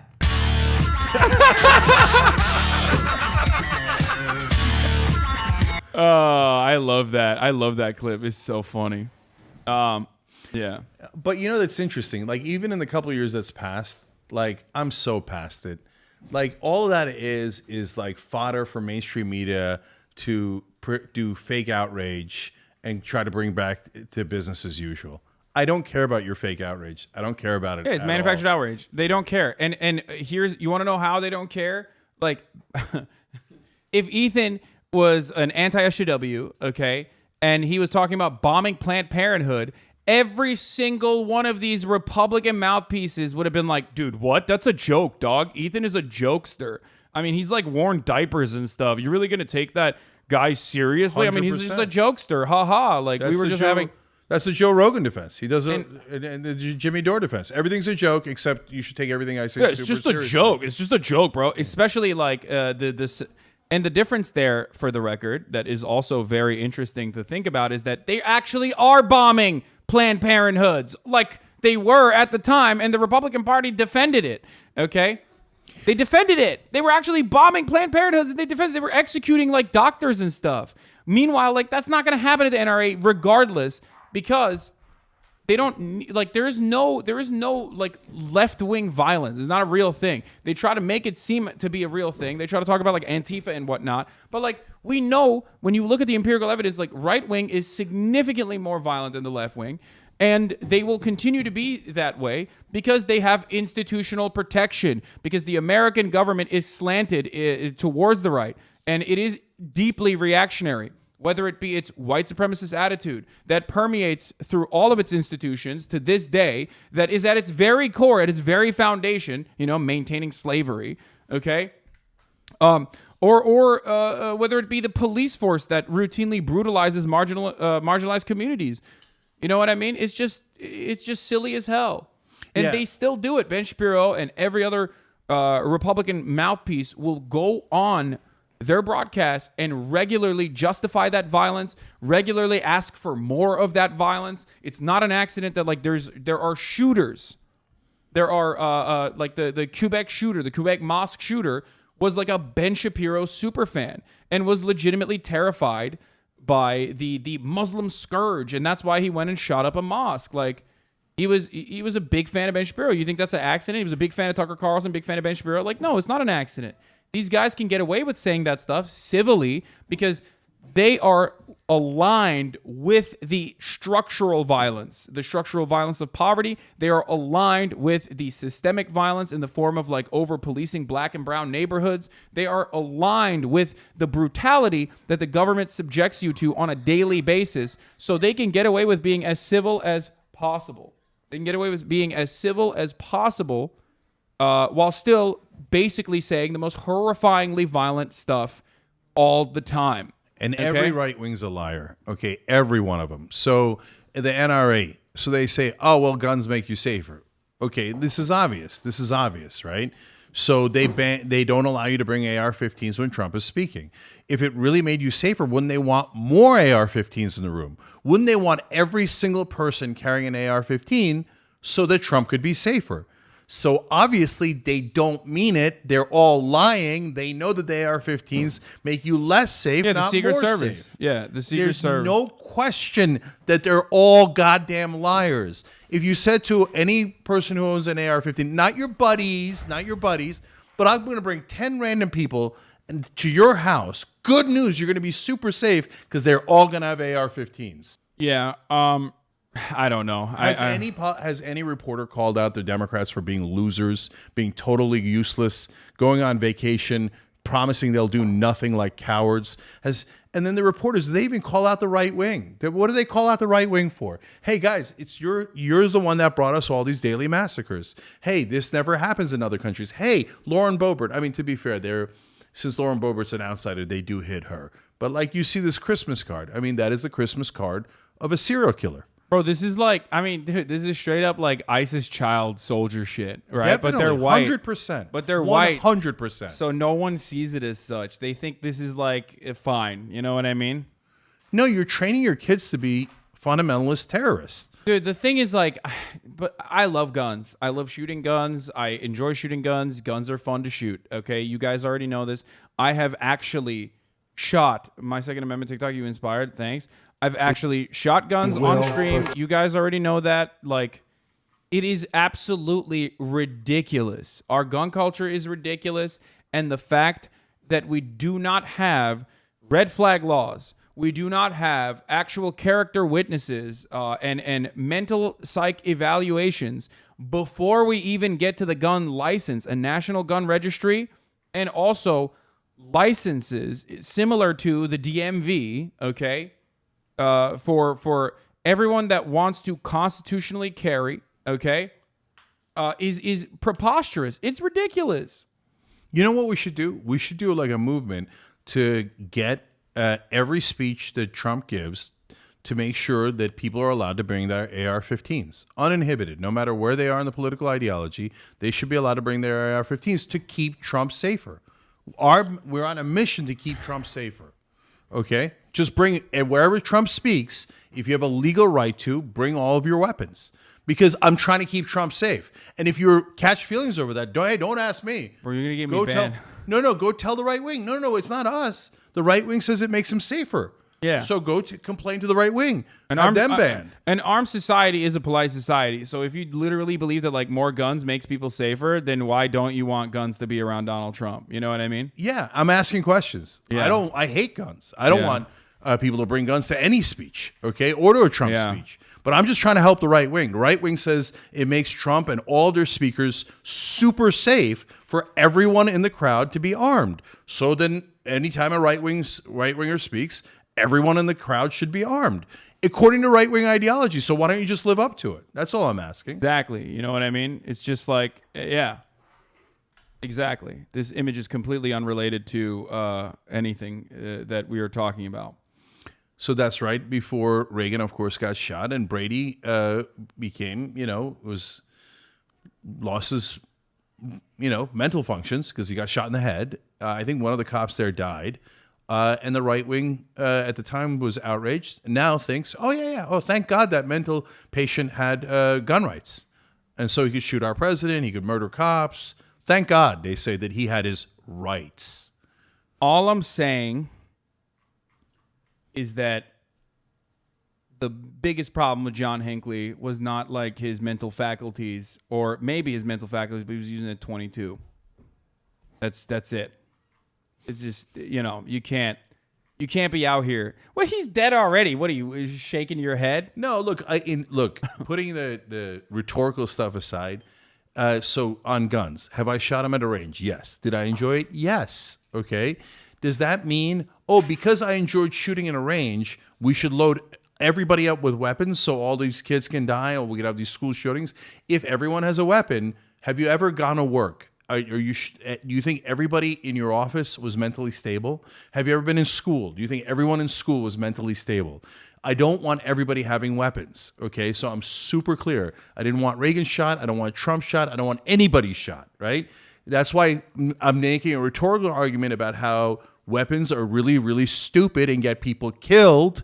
And so they don't make you safer; they make you way less safe. And just by the ask way, Ronald Reagan. and by the way, for the record, like when we talk about like mental instability, mental illness, remember, part of the reason why the male suicide rate is so incredibly high in this fucking country is because people use guns. Men happen to use guns to commit suicide more than women do. And it is incredibly effective. Okay, that's why almost half of the suicides that are happening are almost half of the gun violence, the gun fatalities in the country are coming from suicides when they use a gun. 100%. There's plenty of people who probably in this community are like, yeah, I would not be alive right now if I had a gun, like with my own mental state. And that is, that's the reality. Anyway, so we talked about Ronald Reagan. 19. You want to go to Biden? I want to talk about Biden, but before, Stephen Carter goes, so wait, are we defunding the police or disarming citizens? You can't have both. Why can't I have both? Because in his mind, this baboon still is operating under the assumption that, like, cops are, even after Uvalde, because he's such a boot-licking hog, he's still saying, like, no, cops are still protecting people and serving the community, actually, obviously. That's all they do. Well, to be fair to Crowder, they are serving his community. He's now wealthy. And so cops are just there to protect property and rich people and themselves. So Crowder thinks, they're protecting me from, all the people I don't like black people. Yeah, poor people. Yeah, poor people for sure. Yeah. Yeah. And look, defunding the police is not the world's smartest slogan, okay? But it means to redirect some of the money to mental health services, which Greg Abbott and Ted Cruz claim they want. That's a lie, though, of course, as we know, because they have time and time again actually defunded mental health services. Hello, Fiona. Fiona's here. And so is Murat, I guess. Defund the police is only a bad slogan because no one actually backed it. No one in any of our institutions actually were like, let's take the time out and describe exactly what defund the police is. People got defund the police was a activist-backed movement that the Democratic Party not only, unsurprisingly, not take advantage of. It was real grassroots momentum, real mobilization happening. But the Democratic Party are such feckless fucking cowards that they not only did not take the time out to describe what this position is, which is supposed to be completely aligned with their agenda, which is like these incredibly expansive police budgets are not actually making people safe. What would make people safe is actually tackling crime at its root, which is socioeconomic conditions, and also offering better mental health treatment services, have more social workers working with people. Okay? Now, they didn't do that, and instead they actually attacked it relentlessly, so of course it was unpopular, and it's going to continue being unpopular. You know what I mean? Ethan got the double thumbnail on you? God damn it, dude. He did, didn't he? Fuck. Sup? God damn it. I lost this one. GG's. We need to talk about Uvalde. Oh, Philip DeFranco. He got one. There's one Ethan thumbnail. That's 2 thumbos, dude. Wait, what? Oh, that's from 3 days ago. Where's his latest? Why isn't it showing up? He had Ethan on 4 days ago. Sort by new. Why isn't it? It should be sorted by new. Yeah, it is sorted by new. Oh, boom. Ethan Klein bomb threat scandal. Oh, he put him twice. That's bullshit. That's bullshit. That does not count for 2. Hey, Ethan, I don't know if you're watching right now, but that does not count for 2, okay? What's up? That does not count for 2. I could make an argument for 2.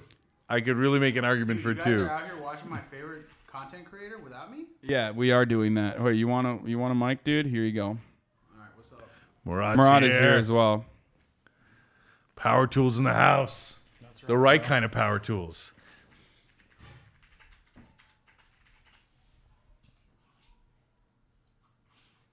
This is bullshit. He doubled up on the Ethan, dude. That does not count for 2. That does not. I'm telling you it does. It's one story. You can't do that. No, but it's so important. He got 2 out of it. That's bullshit, dude. That is actually bullshit. I'm, flag on the play, okay? He copy-pasted it. It's the same photo. Oh, I like what the chat was saying. Stop the account. Yeah. Stop the account. No, that still literally counts as 1. It doesn't count for 1. There was so much real estate that he could have placed another head there, and yet I did not get that. So, I mean, given your head is pretty small, it kind of would have been economical too. Oh, nice of me to turn on the microphone so you can make these jabs. That's really funny, dude. It's not really a jab if it's true. I am going to use it my could be a small jab head to and true. headbutt you, okay? And then you'll see how small it is. Oh, man. Well, The actually, worst if part it's of- smaller, that means it's a larger pressure, so it'll be worse. You know what? You know what's funny? You should have sent a pig like Ethan too. No, you know what's funny? Like that gaslighting has like actually impacted my real world experiences. Like I find myself asking people if they think I have a small head, and they're like, "What are you talking about?" Like they literally like let's what? be honest. Head to shoulder ratio is striking. Yeah, I mean, yes, I have wide shoulders, but like no one is like, "Wow, you have such a tiny head in the real world." Except they will now say that because they're liars. But No, but people will say. No, to be fair to you, people will say Jesus with the shoulders, right? So, and that does make your head look smaller. I do wonder what your head would look like on a regular body. Is it true that Would it be like a regular head? I mean, I know what my head size looks like because like I will try on beanies that normal human beings try on, and it doesn't fit my head. So like my head is not only your argument is that you have actually a above average size head. because my shoulders are. That's like the most shocking thing we've said all day. Yeah, I don't have like an average size head. I have especially with my hair, I have a above average size head, but it doesn't matter because of the shoulder ratio. That's fair. Yeah, I believe you. Anyway, believe all Hassans. Get out the calipers. Yeah, we're going to bust out the calipers one of these days. All right. This Philip DeFranco thing was BS. Can I say, I haven't watched Phil in forever, right? So when he does a thing like that, does he tut Ethan? Or is he like, oh, no big deal? We can watch him. Cenk answers, who's the better piker? Better piker. True. What? Murat confirmed better piker. Yeah, obviously. What? This is missing all context. What? Are you serious? I've been in mainstream media on this my whole life. I'm neutral to the pikers. Are you Murad and joking Hassan right are now? both lovely. Okay. Are you joking right now, dude? What the hell? Hold no, on. it's missing all the context. I don't even Murad, remember it. look at the third camera right now. Where's the third camera? Is this Yeah, that's where it is. How does that make you feel, dude? victorious? It's the Dave most- must have said something about how Murat was better at something, and that's why I said it's confirmed. Dude, Yeah. why are you talking about me on TYT? Like, Yeah. how does this No. context come up? Well, dude, you're the most talked about brother on the internet. That's true. I can't say most talked about More than nephew. Logan Paul? He has the he has the opposite of like the third Hemsworth brother effect, where like he's the cooler. He would be the cooler one in that situation. That is like not really in the spotlight. He's But the like, third Watt. He's the fullback for the Steelers. I don't know What's the initials anything. on the third Watt? Or what's it? Oh, Derek Watt. I don't like the pro know so much about football. I'm gonna be honest. I don't either. Bro, this dude is saying this definitely counts as 2. It does not count as 2. Stop the count. Ethan, I'm on your side. Can you hashtag that? All right, this is bullshit. This is bullshit. Stop the count. Stop the count. Yeah, Murat has stands. I don't know if you know this. You know what stands are, right? Oh, stands. Yeah, I do. Yeah. Look at Okay. me. So Okay. Murat actually has stands. Well, he straight should. up. He deserves it for Yeah. the power tool community. Yeah. No, they just Power tool yeah. community. Yeah, the old PTC. The PTC is huge on Murat. Here's Hasan fitting hats so you can see his size. One of these, dude. Damn, brother. Dude, you honestly look like that Kanye video. God. Damn. Okay, we need to change the pants, though. You think? Kind of ruined the Texas look with the pants. Hell yeah, And the brother. fanny pack. Praise hell, praise Dale, brother. Okay, but yeah, we talked about Ethan. Do you want to watch Philip DeFranco and his take on Ethan? Stop, you beautiful bastards. Yeah, let's watch his take. Yeah, this week. Okay. Trending online, and here's the rest of it. So there was a Sup, you beautiful he just goes bastards. right Welcome into it. back to the Philip DeFranco Show. It's Why are you Memorial leaving? This is Murat, your Hispanic boy. Murat's literally This is like leaving. what this No, is like Murat- the height of your. No. Bro, I he's already pre-watched this. he's It's all leaving. good. He's leaving because he wants to watch it on his own. He doesn't want like outside. We're gonna sully Phil's like. he literally refuses to Bro, watch I can't me. watch Philip DeFranco without pauses, okay? Like, Yeah. you're not going to watch it all the way through, and it's killing me. Murat's been a long time like Philip DeFranco advocate, like sexy Phil era. Like Murat used to Is he not literally. sexy Phil anymore? I don't know. Is he still sexy Phil? No, he's just it's Philip DeFranco now. Do you know why he and I apparently beef? Which I didn't realize we were even beefing. The Webbies 2005, dude. Murat knows. Everybody knows. Murat literally knows. Murat brings it up all the time, actually. I didn't even know it wasn't even directed at him. I was just like, I had a couple of drinks and I was like, fuck everybody who didn't win. I'm just kidding. And the Ridiculous. dude apparently caught feelings, but I don't even know if that's true. Maybe it's not even true Yeah. that he caught feelings over that. I don't Okay, know. but you're still talking shit though. You're saying like he caught feelings. See? But apparently, That's like, why. if that's true, That's why you're keeping the beef alive. You're keeping the beef am I? alive. Okay, sorry. Yeah. I'm anti-beef. Is Cenk doing all this so he can be in one of those Cenk's YouTube not getting a personality- thumbo. He's not getting a way, thumbo. No way shot. Would put me on a thumbnail. He would No never way. fill you. No way he'd never fill me. I'm Philip DeFranco. And you've been filled in. Isn't that how he used to end it, Murat? Yeah. Is that true? Yeah, you're I think he's so. the Did he lore mean master. it as a joke or no? No, he meant he he's- was making sexual Yeah, no, innuendos he meant at, it. You know, the he- millions of people. He meant that it see like literally, Cenk. No, like some people are like from Nebraska and they don't know. What?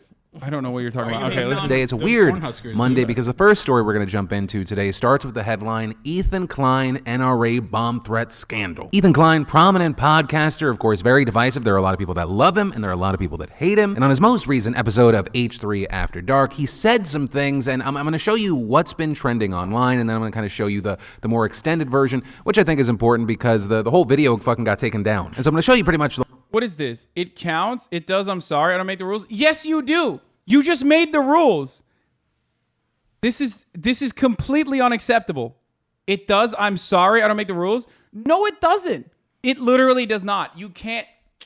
Dude, what?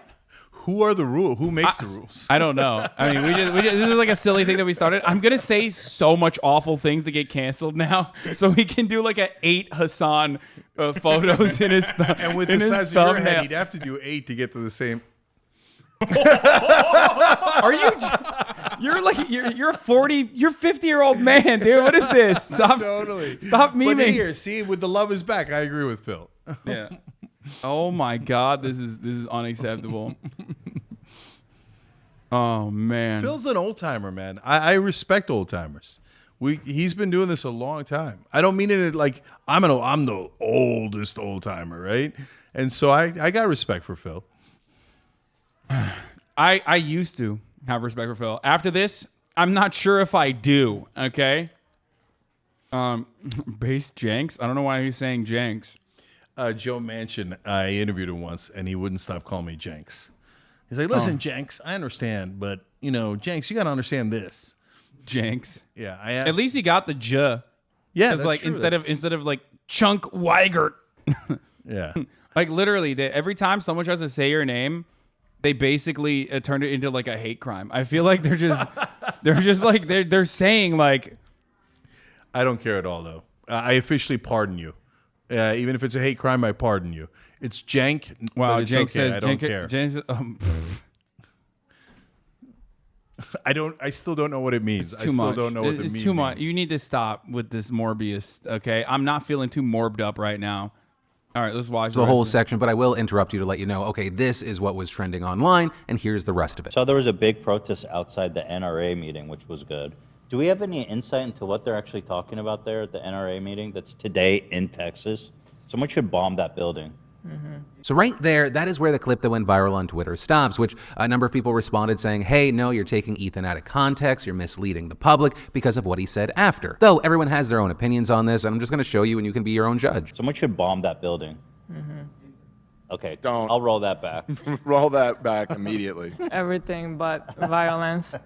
It's The rewind last time. Let me. Like they make a cut joke back? about I it. got a little carried away there. Nobody bombed the building. All right, I take that back. Thank you. It's a Stricken from the record. That's like a legal thing. Yeah, dude, no. Ethan Klein's foot soldiers declared jihad on the NRA, with peace and love. Yeah, exactly. That's what I thought. Maybe with bombs and weapons, peace and love. I was thinking like, how could I turn that into a classic? Yeah, he's you can hear it right here. He's love bombing, but So no, it sounds no like love he's bomb. going to support him. It sounds Yeah. like Phil's going to support him. Yeah, no. Ethan declares a fatwa on the NRA. Oh, I love that. I got a little passionate there. Let's roll it back. How do we go back in time? Rewind time. Yeah, let's protest that building. Let's bomb it with emotional protest. A love bomb. In Minecraft. Let's love bomb it. Let's love Oh bomb. my God, they're Yeah, saying what it. did I say? You said love bomb. Yeah. The love was silent. Right. Kill him with kindness. Let's fucking kill everyone in that building. Let's with just kindness. let's just end the show. Let's fucking bomb If that. this isn't joking about it, Wait, I was gonna Oh, let okay. me finish. All right. Sorry. The way you cut it made it sound way worse. Let's fucking bomb that building with kindness and love and peaceful protest. Let's systematically execute every single one of those motherfuckers with protest and nastily but firmly worded emails to our representatives. By the way, I'm joking, no violence. Took it too far, tried to make the best of something I said. Please, thank you. No violence, thank you. And all that is essentially No, this is the original video. They literally just cut it after he said someone should bomb that building. Immediately clipped it right after, and then they were like, "Whoa!" They were doing. Ethan was baiting them, so. What? no, he wasn't baiting them. He slipped up and he rolled it back instantly. That's like a lawyer in the courtroom saying, "Strike that from the record, Your Honor." He didn't mean it. That's it. And then he jokes about it for 20 minutes. It's the most obvious joke of all time. Yeah. And the funniest part about it, of course, is that like every single conservative has said like regularly like way more violent shit than that, specifically when they advocate for like America's endless imperial expansion or the unjustifiable violence that like black people and poor people and brown people are subjected to, the unjustifiable violence in the form of like systemic oppression of LGBT members. Like that stuff is done in the civil way. Obviously that's civil. So they're saying, like John McCain, remember he said bomb Iran, like on the campaign trail. What happened then? It just doesn't matter because those people are not humans, okay? Those people in the eyes of the mainstream media, in the eyes of the Republican Party, are not actual human beings, so it doesn't matter. You know? And they actually did it to Iraq. Yeah, they did do that. That's what I'm saying. That's what makes it so much They'll worse. do it to Palestinians tomorrow and then pretend to be outraged by a half a second joke. How about the actual dead people? Never outraged about. How about Yemen? Right? Nope. No outrage. Nope, doesn't matter. How about the butchers in Riyadh and how they butchered one of our journalists? No, they don't care. I mean, there's also like real violence. Like Donald Trump flexed on assassinating a dude in Portland by using the marshals. Like he literally was like, yeah, he shot someone, a big, brave, beautiful patriot prayer boy or something. And then, I sent the marshals after him and I told him, kill the crap out of him or whatever the fuck he said. Like, and about the so-called terrorists in the Middle East, he said we should kill all their family members. Imagine if Ethan had said, not only kill everybody at the NRA, which he didn't say, but kill their family members. And he wasn't joking because Trump wasn't joking, right? But the right wing says it. Everybody's like, oh, yeah, free speech. Yeah. Oh, yeah, violence is awesome. By the way, 40% of the Republican Party now says that it's time for violence. So 0% of the left says that. So remember when Trump said to bomb their historical and cultural landmarks? Yeah. Is that a war crime? That's what Taliban that's does. terrorism. That's like literally like there is no better definition of like actual like terrorism as a designation is a political tool that's used towards like denying habeas corpus from brown people for the most part, right? But like that literally unironically fits the most universal definition of terrorism, which Donald Trump tweeted out. But it was patriotic, so it doesn't matter. Essentially the core of this story. There are other aspects that some people have talked about, like Ethan Klein saying he hopes Greg Abbott's wheelchair hits a rock and he falls out. But 99% of the conversation... Oh, no. Republicans being like, that's ableist, sweaty. Greg Abbott might not hear that, but, I will, okay? Okay, dude, well, you're a fucking piece of shit hog. Like, what do you mean? It's such an obvious joke. I'm not debating jokes. No. It's ridiculous. Like, no. They weren't saying that that's a uncalled for like act of violence against Governor Greg Abbott. I think they're saying that like that's ableist. Oh, whatever, man. Dude, no. It's my favorite thing is that like Republicans are the exact same pussies that they were fucking crying about in like 2016. They are literally worse. They're worse pussies. They can't shut the fuck up. They literally... They love being victims. Oh, no, I didn't realize Pro was he's heard here. it a million times. Okay, well, Pro, don't say any of those bad words that you heard from me, okay? All right, good. All right. He's laughing in the background. Yeah, he's like, okay. Like the Republicans are so much... I mean, God, they just spend countless hours fucking crying about this stuff. No, like, come on, right wing is bitches. You know it. They cry and cry and cry. It's their favorite hobby. Oh my God, somebody said happy holidays to me instead of Merry Christmas. Yeah, they've been like losing their minds over like Starbucks Starbucks coffee cups and shit. Right so, like, wing is the weakest people on the planet. They're so that's why they weak. need their fucking They're guns, so dude. insecure. They're like, oh, somebody hurt my fifis. Yeah, no, they Get need. outta That's why they need here. their guns. They need like that's why they're gun sexuals, dude. They need it. They need that shit. Yeah. The G in LGBT stands for gun, brother. Watch, Why watch. can't we See, have Why can't we have pride for guns? Gun pride. Okay. Let's Information continue. I've seen online is about the bomb stuff, and now I've shown you the core of it. You have the clip that's been shared, the fuller extent. Though, understand, there are people that are angry at Ethan that have seen the full video. With the people on that side saying, no, Ethan just caught himself. He was trying to kind of like fix the situation because he said what he said. It was more about trying to fix the situation so he wouldn't get into trouble. But you have others saying, no, he obviously said something in the moment. It was a stupid joke. It was a bad joke. He fixed it. He made clear no violence. And at the end of the day, it comes down to what you individually think. And I'd love to know your thoughts on this story. Now, that is not where the story ends, because like I said, the video got taken down with Ethan Klein actually confirming that. Tweeting, conservatives got triggered over jokes I told and mass reported me. I got banned for a week and the episode was removed. And it's adding, if only they cared about dead kids as much as they do jokes. So I want to say sorry. Sorry, y'all are such pathetic snowflakes. Fuck the NRA and fuck Abbott. And going on to tweet, I want to make it clear that I don't advocate for violence of any kind. That is obvious to anyone that watched the segment and not just the 10-second clip that was was used to misdirect attention. Republicans are now the party of dead children, and nothing can misdirect away from that. All that being said, I have never received so many death threats and anti-Semitic shit in my life. A lot of conservatives really hate Jews. But yeah, like I said earlier, I would love to know your thoughts on this story. Whose corner are you in? Why not? Let me know. Also, with this story initially coming... No, if that's all he said, that's useless. I got to be Oh, honest. come on, dude. That's Philip DeFranco. You've just been filled in. He gives you the news. That's it. He doesn't take a stand on it. Wait, but like, what did you want him to do, Cenk? I want him to just tell us what he thinks. What's the point of the show if you don't tell us what you think? no, he's just I mean, covering. that's like mainstream. Bro, why just do you co- assume that every show on the internet is TYT? No, I mean, I don't know. Every Get him, show, Murat. Get him, Murat. Get him. No, doesn't every show... why am I watching a show if you're not going to tell me what you think? To get informed about what happened. Okay, I that's guess. it. It's Okay. gauntlet time, dude. Okay, Murat, go ahead. Go ahead, Murat. that's Get him. it. Get him. Get him. Get him. That's all I have to say. No, you got more. Come on. I just put Wait the soundtrack for the music, on. though. Wait for the Yeah. music. Okay, cool. All right. What else, Murat? Get me.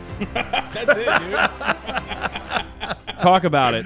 Speak Yeah. on it, King. No, sorry, I haven't Speak on it, watched- King. I haven't watched Phil in forever. And yeah, this whole he said, she said, I don't know what to think. It's not for me. It's not for me. It doesn't. Well, yeah, he you does started great. an He does entire great. Internet Yeah, he does great. He wins all the phenomenon. time. Yeah, and he's got based great on your news. opinions. Yeah, I got you, but I don't get it. I literally don't get it. Okay, debate won by Murat. Okay, there you go. TKO. Okay, there you go. Cenk admits he doesn't Bro, get do it. you ever open the Like, I don't dictionary get, and go, like- oh, I don't get it. They're telling me things. No, but like Anderson Cooper, like, oh, okay, babies were murdered, but I have no opinion. Well, I have an opinion. They shouldn't be murdered. What killed them? The guns killed them. I have an opinion on that. I I think he does that, but like when it comes to this sort of stuff, he just like never gives a position. Also, I this is a understand it. minefield, right? And I get his desire to, engage in the internet drama. Like I'm sure for if we clout, watch the rest of this, like he but would probably give his also, opinion on guns. You know what I mean? Like not on the culture stuff, but like if we watch the rest of this, I'm sure he would probably gives his opinion on like this situation. From the conversation about reactions to the shooting and misdirection being a part of the conversation, we should definitely talk. But I'm not going to watch the rest of this because there is more stuff to cover. But more importantly, the top of the hour ad break is here. At the top of the hour, there's a 60-second ad break. That's the most pressing issue. If you no longer want to see those ads, all you need to do is subscribe. You can do that for $5 or for free with a Twitch Prime. By connecting your Amazon Prime account to your Twitch account, you get one free Prime subscription a month, or you can get gifted a sub if you're lucky. Here's the 1-minute ad break right now. Thank you, NX Live, for the 10 gifted subs. Boom. Why doesn't Philly D call for a protracted people's war against the NRA? I don't get it. Yeah, why does Philly D not declare jihad on the NRA? Bill Vaughn, thank you for the 20 big ones. Jeem State with a 5. Do your guests get to hear the sound clips you play for entertainment, like the music you just played for the Gauntlet? Yes, I do. Yes, they do. Ethan actually sent me. He said Cenk is. Oh yeah, he said Cenk is so. He's saying you're right. Okay, never mind. I'm not leaking. Okay. The guy Pat. Thank you for the 10 I gifted didn't subs. see it for whatever it's worth. Okay. Ethan has a funny clip that he wants us to watch, by the way. He's banned on YouTube, but not banned on Twitch if he wants to come on the broadcast. I told him, Wait, so he can't even show up as a guest on YouTube? That's he a good can't. question. He can't. No, when you're banned from YouTube, like he can't unless you're Keemstar. You can't. I mean, he doesn't want to violate his ban probably because he's probably in good graces with the YouTube overall, so he doesn't want to fuck that up. But if you are banned on YouTube, you can't like use his own personal channel. You know what I mean? And upload clips. Little Bear 36, thank you for the 5 gifted subs. Dynamic Jab 13 for the 5 gifted. Soft Shell Krabby with the 5 gifted. Thank you. The guy Pat with the 10 gifted. But anyway, let's watch Ethan's like funny clip that he sent me real quick, and then after that we'll talk about Brandon. Brandon seeing a chance of rational Republican approach at guns. Yeah, you can only see this if you are completely brain broken. If you already have holes in your brain, okay? Your brain is no longer cheddar, it is Swiss cheese. There's no I just don't like being cucked all the time, dude. Like I'm kink shaming the Democratic Party, okay? I'm fucking kink shaming the Democratic Party. I'm sick and tired of being cuckolded by our representatives, by the people that we vote for, I despise this reality that they've created where they constantly go, why can't the Republicans do the right thing? Like Chuck Schumer was saying, or Chris Murphy gave an impassioned speech on the floor of the Senate where he's like, I can get some Republicans on the line right now for reasonable gun control. Bro, get Joe Manchin on the line, dog. Joe Manchin is like, yeah, nah. I mean, I know I've like advocated for gun control in the past, but like this time is a little different. Like we can't go too far. Every one of those Democrats in the Senate, with the slight exception of Bernie Sanders, are useless. Chris Murphy, I'm a big gun control guy. Are you? What have you done? No, it's a literal question. What have you done? You say you're going to get Republicans on the line. Republicans, who cares about what they're on the line? Can you get their votes? If you can't get their votes, can you get Manchin to end the filibuster? You can't. So you're useless. So don't tell me about how much you're doing when you're literally not doing anything. Did you put any pressure on Manchin? Did you put pressure on Republicans? Did you name names? No, you didn't do anything. You didn't do anything. And he's the biggest gun control advocate on the Democrats. Yeah, like Biden. Because Sandy Hook, because like he was in Newtown. Yeah. No, you know what he's doing? I'm going to be honest with you. Like mainstream media reporters never honest with you. Chris Murphy is owning that issue. So Chris Murphy thinks that's a political advantage to own an issue that a lot of people are animated by, and on his side is super safe, and he knows they're never going to do anything about it, so he's going to own that issue for the rest of his career and milk it. Oh, dead children. Yay, I'm the advocate of dead children. Are you? Are you? Because I would love to give you credit, but you have done absolutely nothing, and you're not going to do anything. Are you going to call out Manchin? If you're not calling out Manchin, you're totally, utterly useless, and you know it. So don't come to me. Biden, what was that headline? Show me that headline one more time on AP. It was... Biden sees chance of rational Republican approach on guns? No, seriously, fuck you. Seriously? I mean, if you think that, you're really the dumbest person in D.C. If you don't think that, you're messing with us. There's dead kids on the ground, and you're messing with us? Oh, I'm going to wait for the Republicans. You think that's funny? Is that funny, Joe Biden? Or are you really that and I'll say it to anyone. I'll say it straight to his face. Are you that stupid that you think the Republicans are going to do gun control? No. No one's that stupid. No, here's the thing. No. They think we're that stupid. Exactly. they think they're like, oh, come on, I'll just say And if you watch MSNBC, you probably are. You probably think Biden's is gonna bring around the rational Republicans any second now. Yeah. Biden visits Uvalde as the DOJ announces the review of how police responded to the attack. This is different than what the Biden White House was originally saying, that they were not even gonna do a police investigation, which blew my freaking mind, dude. Okay, absolutely mind-boggling to be like, no, we love the boot. We love the boot. Oh, come on, Jack. I love our cops. They did their best. You know, they just put 19 children's bodies on the line there. And that's what they did. It's all right when they did that. Okay, that was good, actually. And now, at least after the thoughts and prayers Mac attack, at least the DOJ is now reviewing how police responded to the attack. They're probably going to find like a scapegoat, maybe, and eviscerate him ruthlessly. I assume maybe like a cop will, seppuku, eventually in this process or something. And then we'll do national mourning and prayer for the brave boy in the blue that actually ended up, taking his own life or something. And then we'll do like a $7 gazillion campaign, or we'll immediately pass, in the name of the cop who did the Sudoku, the $7 gazillion fund the police PTSD fund. So when they do end up killing, unarmed children over and over again, they can at least get like further funding. It's just the most protected class in this country. Okay, politicians and cops. ACAC. All cops are cowards. They're trained to be. To care about themselves more than to care about the citizens, and more than to care about your kids. Imagine if a fireman, Murat was a fireman, right? He volunteered at the fire department down the street from us in Jersey. Imagine if they taught the firemen, hey, you're more important than anybody else. Don't rush into a burning building. You might die. No, we would never tell the firemen that, but we tell the cops that all the time. Your life is more better to be judged by 12 than carried out by 6. Every cop has learned that slogan, and you know it. If you're a cop watching right now, you know you've heard it and you've said it.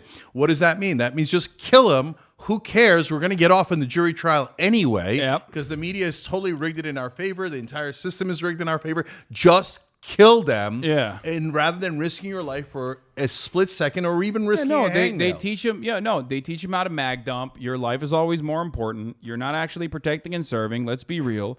But the real interests that they're protecting and serving are not that of the citizens that they're supposed to be protecting and serving, but of capital. That's their main. That's the first line of defense. That's why they need to be brutal. They need to be ruthless as long as they're being ruthless and brutal towards their enemies, okay? Towards the enemies of those who own capital, towards the wealthy. They will be ruthless and brutal when they are, busting through a picket line. They will be ruthless and brutal when it comes to absolutely just melting homeless people, okay? They will be ruthless and brutal when it comes to separating the poor from the wealthy when shit hits the fan. That brutality is a part of their existence. That brutality is expected, and as long as it's being pushed towards those who society has declared deserving of such brutality, then they will continue to be this unaccountable 87% Republican murder brigade that is not heavily trained, but certainly heavily armed. You know? Yeah, they're not born cowards. They're taught cowardice. Right now, if there's like aggro right-wing cops watching, I guarantee you what they're saying is, "Oh, I'd love to see these guys in the street." You know why you would love that? Because you have a gun and you have a badge, and you'll kick the shit out of us with no justification, and because you get off on that. An even fight you would never ever want. You had an even fight in Uvalde, and 19 of you sat outside. Okay, it wasn't even a fight. It was an even fight. It was 19 against 1. Well, you know why? The guy got so bored he started playing music. You know why? Because AR-15 is a scary weapon. Yeah, well then why don't we ban it? No, if the we cops can't. are scared of it, why don't we ban it? No, we just can't. No, one of the greatest, I guess, wake up moment for a lot of people that I saw on the timeline, which will of course inevitably change when the mainstream media also does defense for the police after the events that I am predicting will occur, is the reality that like cops lie all the time. I know this. You know this. They have a term for it called test-a-lying when they're lying on the stand, right? Cops, notorious liars, cowards, domestic abusers, but certainly notorious liars. Now, we know that already, but mainstream media acts like that's not the real thing, and that's why they reported unconditionally what they were saying from the jump.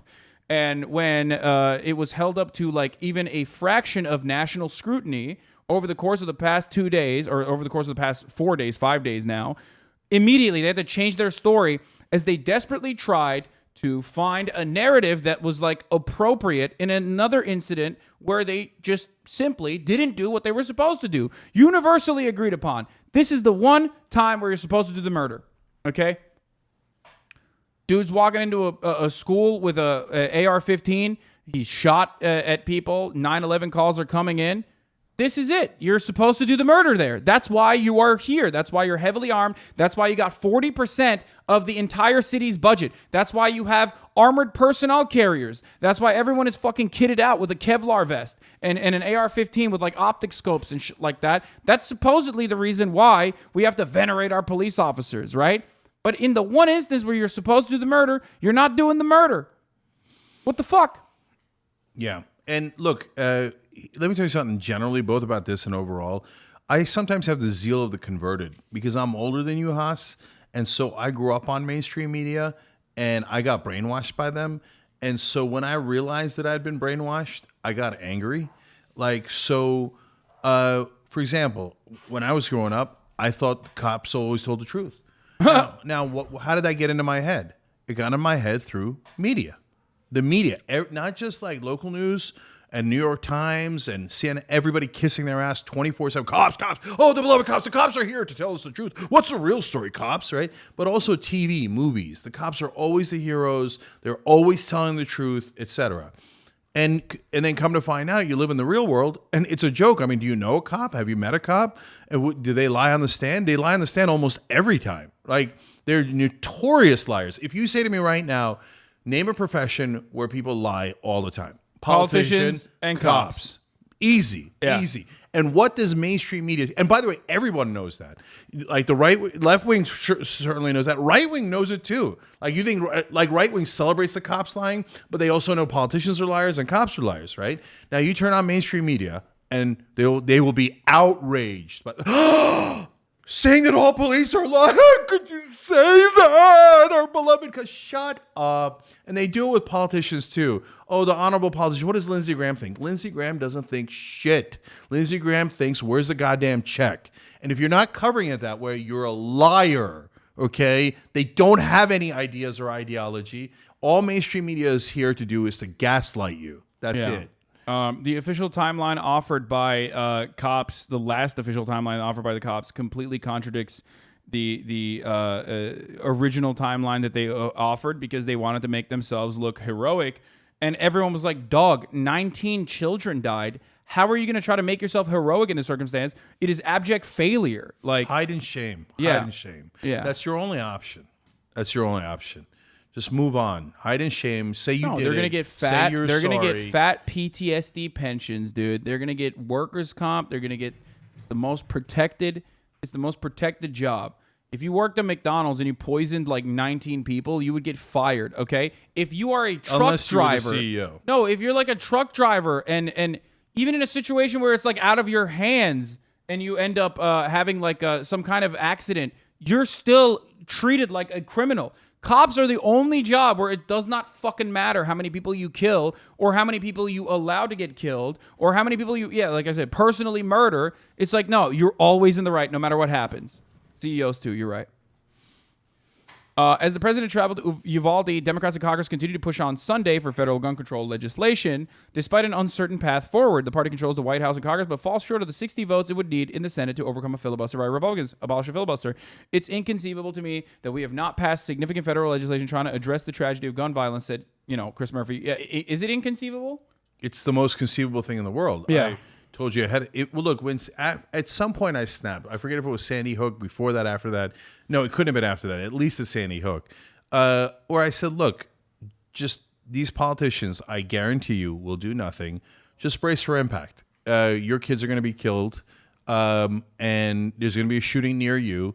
I don't know about the kids. That's not a guarantee. A shooting near you is an absolute rock solid Statistically guarantee. speaking, yes, of course it's going to happen. We live in America, okay? That's just how it is. A mass shooting near you, a massacre coming to your hometown, guaranteed. And at the time, people were like, oh, you're being hyperbolic. And now people write in all the time. They're like, oh, you're right. I had a mass shooting next to me. I had a mass shooting next to me. I had a mass shooting next to me. The politicians aren't going to do anything. Chris Murphy, his job is to collect checks by doing tragedy porn and not doing anything. Chris Murphy, fix it. Fix it. Why don't you challenge your own colleagues? The filibuster is not God-given law. It's not in the Bible. It's not in the Constitution. It's not in anything. Why don't you pressure Manchin to get rid of the filibuster? And so even you the have enough original, votes? and the original iteration of the filibuster is supposed to be like one where you have to actually stand, not just claim you're going to do a filibuster and get away with like yeeting bills. You know what I mean? And guys, the filibuster, we they can't make even change exceptions that. for it all the time. You know Yeah. that for the lifting the debt ceiling, which would have crashed the stock market. Oh, they're like, filibuster my ass. We're just totally joking about the filibuster. They made an exception so that the stock market would be saved. But they won't make an exception for voting rights, gun control, etc. They're liars. They're all liars. Period. It's obvious. The only reason why not 100% of the country thinks that is because of mainstream media gaslighting. New York Times is poison. CNN, just toxic brainwashing. Yeah. But he got wonderful coverage over and over again. Dan Crenshaw had really good takes on the CNN State of the Union. I love when they put Dan fucking Crenshaw to be Toxic. like, what do you think Brainwashing. about gun laws in this country? Like, I think it's ridiculous. But let's see. What did he say? Does anyone have the actual full blown clip of Dan Crenshaw? I forgot to cover that when he actually did that. Hold on. Let's see. State of the Union. Let's see what Eye Patch Man had to say. Oh, he said, guns in the United States are not a problem. Surprising, dude. So surprising. Oh, man. Oh, brother. Yeah. Let's take a look.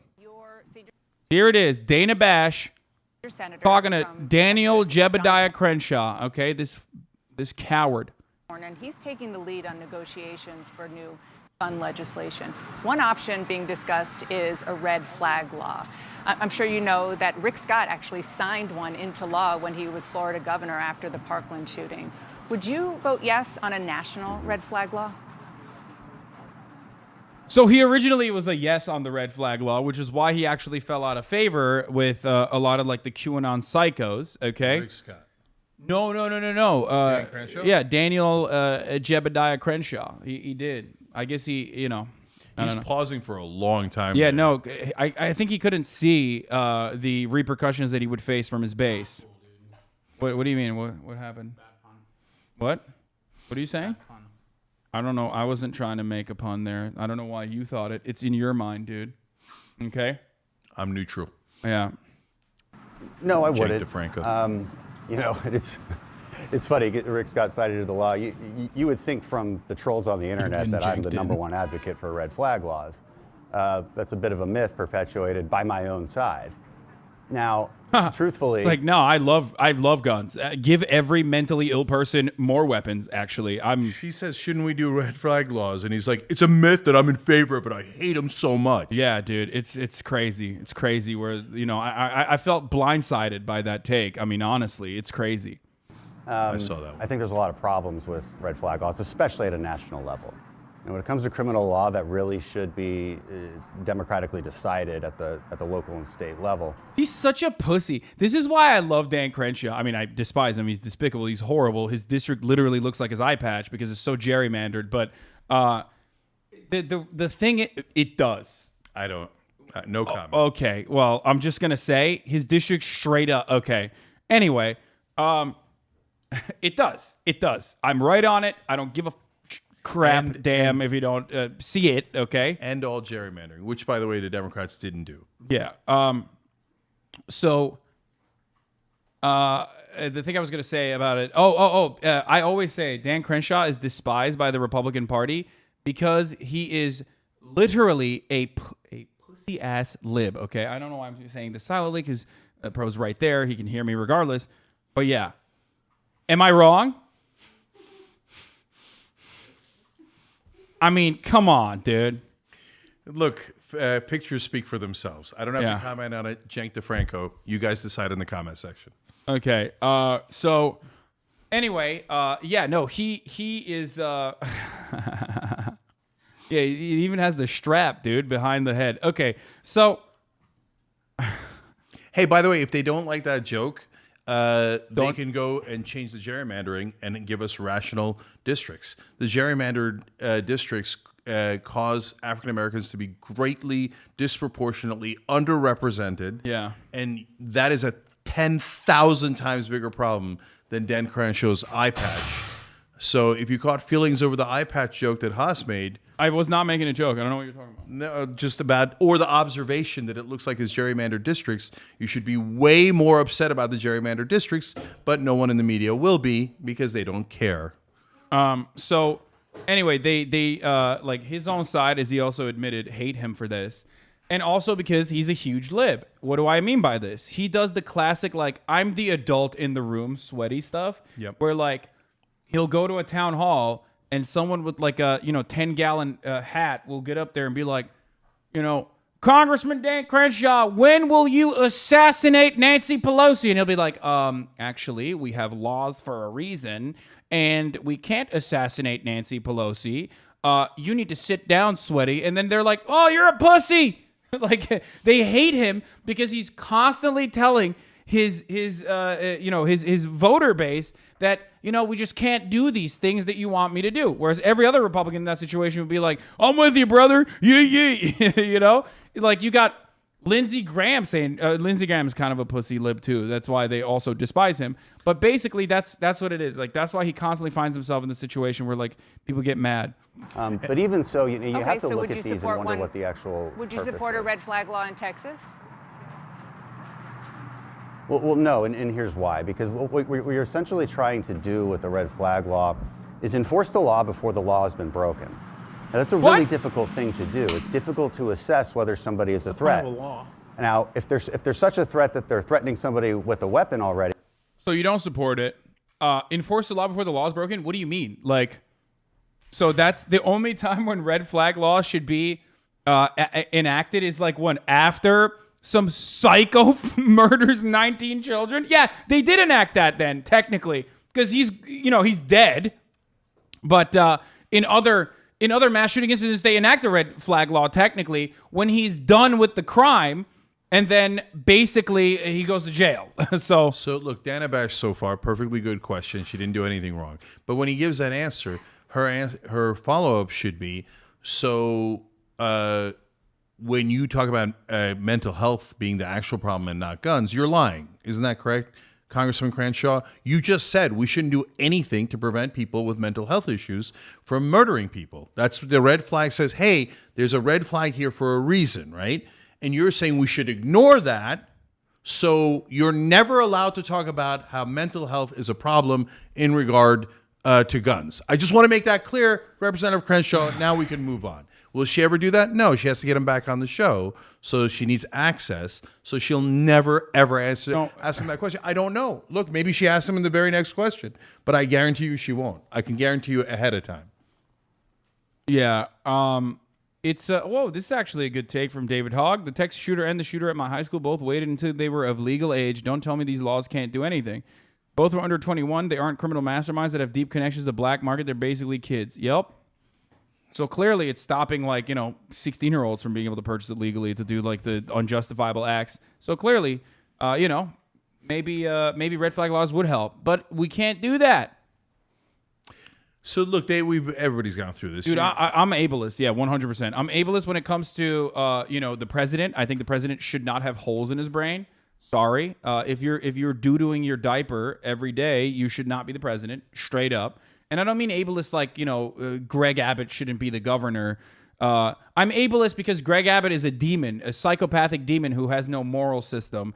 I'm not ableist because he's in a wheelchair. Do you know what I mean? I don't have a problem with that sort of stuff. I'm the other kind of ableist, the good kind. Okay. Isn't that obvious? Are we really having a conversation about this? No, I just like to point that out. Feinstein has dementia or is Alzheimer's? Obviously. Yeah. Everyone acknowledges that's it. ableism. Right. No, whereas Max Cleland used to be in a wheelchair, Greg Abbott's in a wheelchair. Who cares? Why would you FDR was in a wheelchair. Why would you discriminate against that? Yeah. I would fight you to the I'm end of the earth I'm a if you white hat. discriminated I'm a against white it. hat ableist. Okay, I'm a Right. white hat ableist. I do ableism for good. Okay. Yeah, but you need a functioning brain in order to be in government that is governing things. Yeah, right? and I'm a white hat ableist when it comes to guns. Okay, sorry if you have literal. Look, I'm gonna straight up say it. If you have a mental illness, you should not be able to get a gun. Not only because it'll stop you from effectively killing multiple people, but if you have a mental illness, you shouldn't have a gun because you're gonna kill yourself. Statistically speaking, you're definitely going to do that. Okay, it's for your own fucking safety. If you're blind, you can't drive a fucking car. That's not ableist. If you're mentally ill, you should not have a gun. Have you ever met anyone who's mentally ill? I have met people who are mentally ill. The very, very, very, very last thing I would give them is a gun. And if you think, oh yeah, I found a mentally ill person let me give a specific definition, who is detached from know and by the way, people are like, mental illness is a spectrum, not a box. You know what I mean? Shut the fuck up, dumbass. Yeah, look, I had known I'm not saying if you have ADHD, you can't have a gun. Okay, shut the fuck up.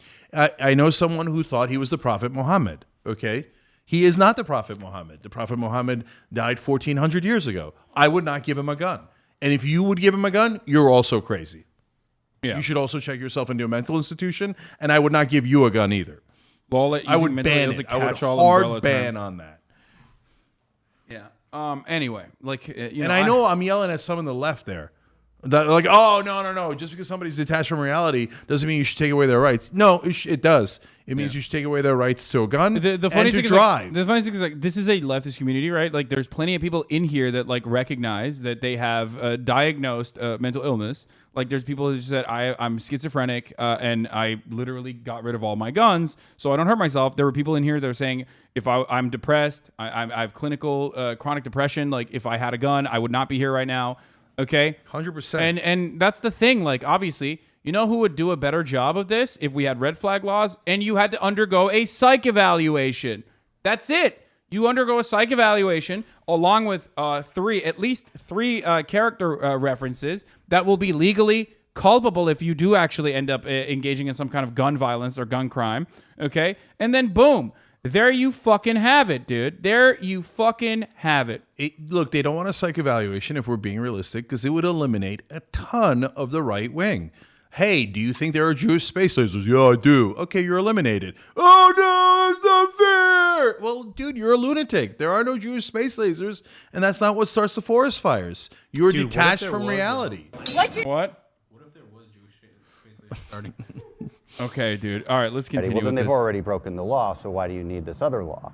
That's the question that I think critics rightfully ask about these things. And so it's really unclear, one, how they're properly enforced, how due process is adhered to, and then ultimately how they even solve the problem. You know, because these things have to be reported for them to actually matter. You know, and in this case, look, you have a troubled teenager who did some very... Dude, there's no way to fix this. There's no way to institute mental health evaluations before purchasing a firearm. We can't do it. Oh, wait. Every other fucking country does it, dude. How do they do it? Every country. Well, they don't have the Constitution, brother. And the Constitution is my Bible. And universal health care, same thing. And mainstream media, same thing. They can't figure it out. How does every other country do it? Oh, no, it's not possible. How are you going to pay for that? I don't know. It costs half as much. Well, okay. How are you going to afford $20?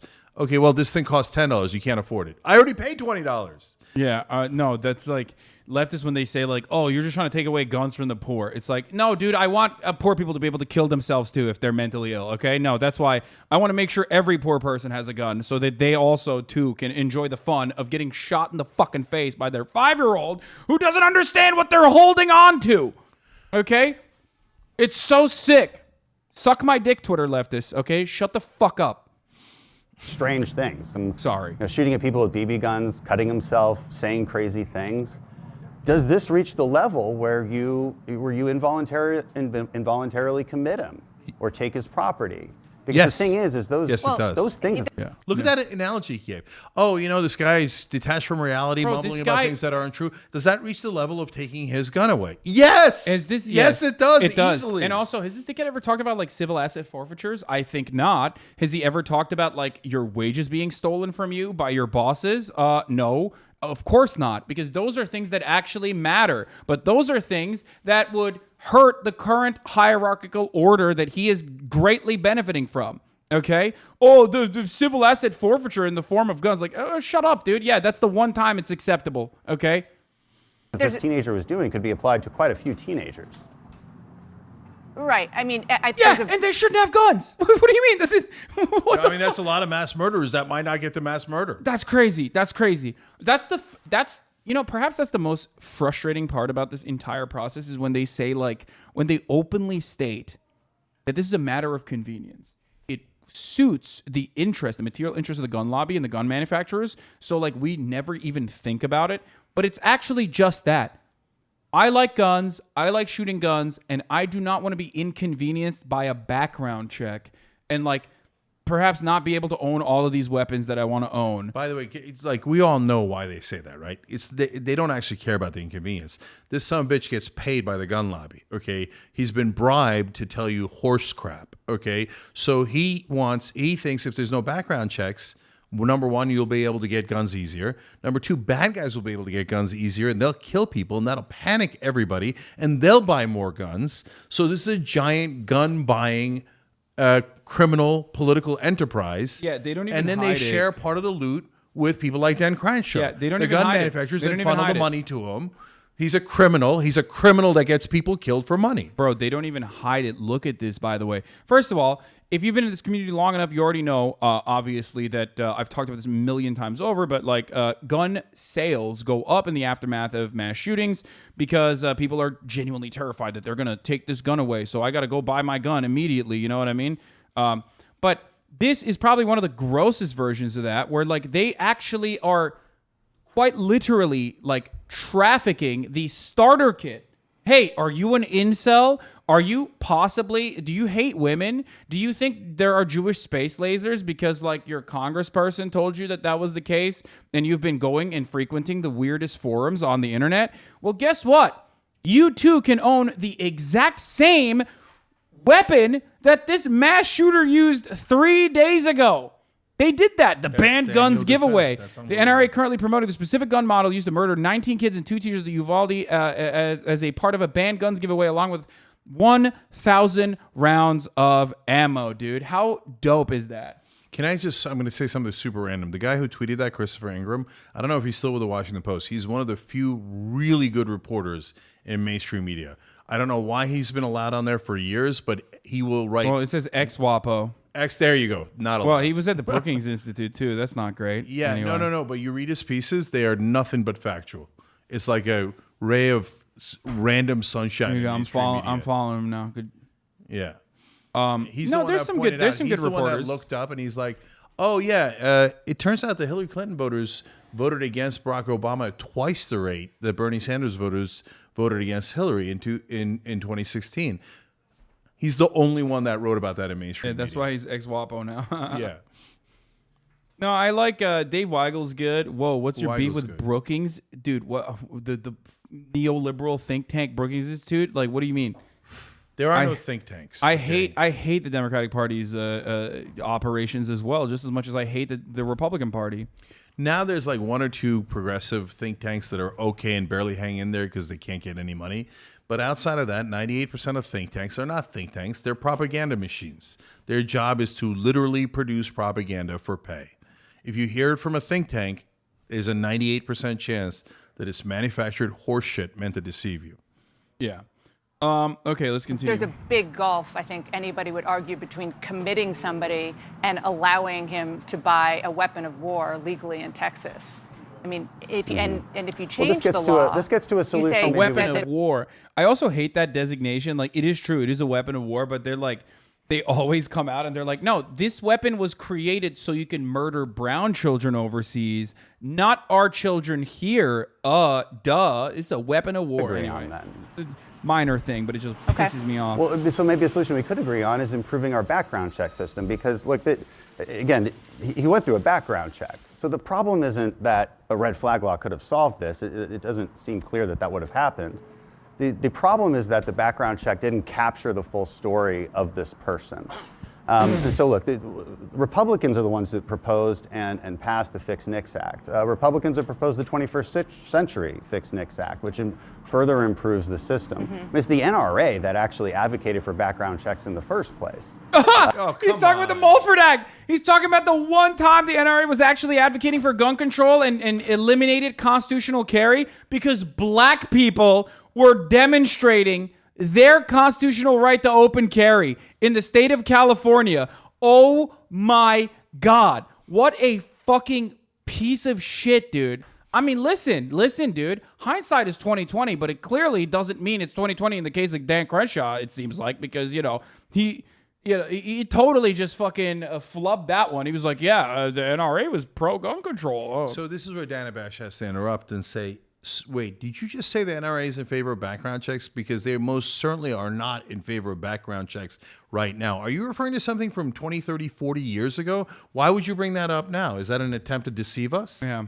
Oh, tell me, is the NRA in favor of the background check that is currently being discussed? Is it? It's not. So why did you say that? But they would never do that. Because look, gun owners would do you want expand it? Would you make a law-abiding universal citizens to have background check? guns. Say no. Say no, pussy. Well, no. So people have to understand what universal background checks mean. That means that I can no longer sell a gun to my friend. It doesn't mean that at all. Wait, first of all, it should mean that. You shouldn't be able to just sell a gun to your friend, dog. I'm sorry. Yeah. I don't think that you should.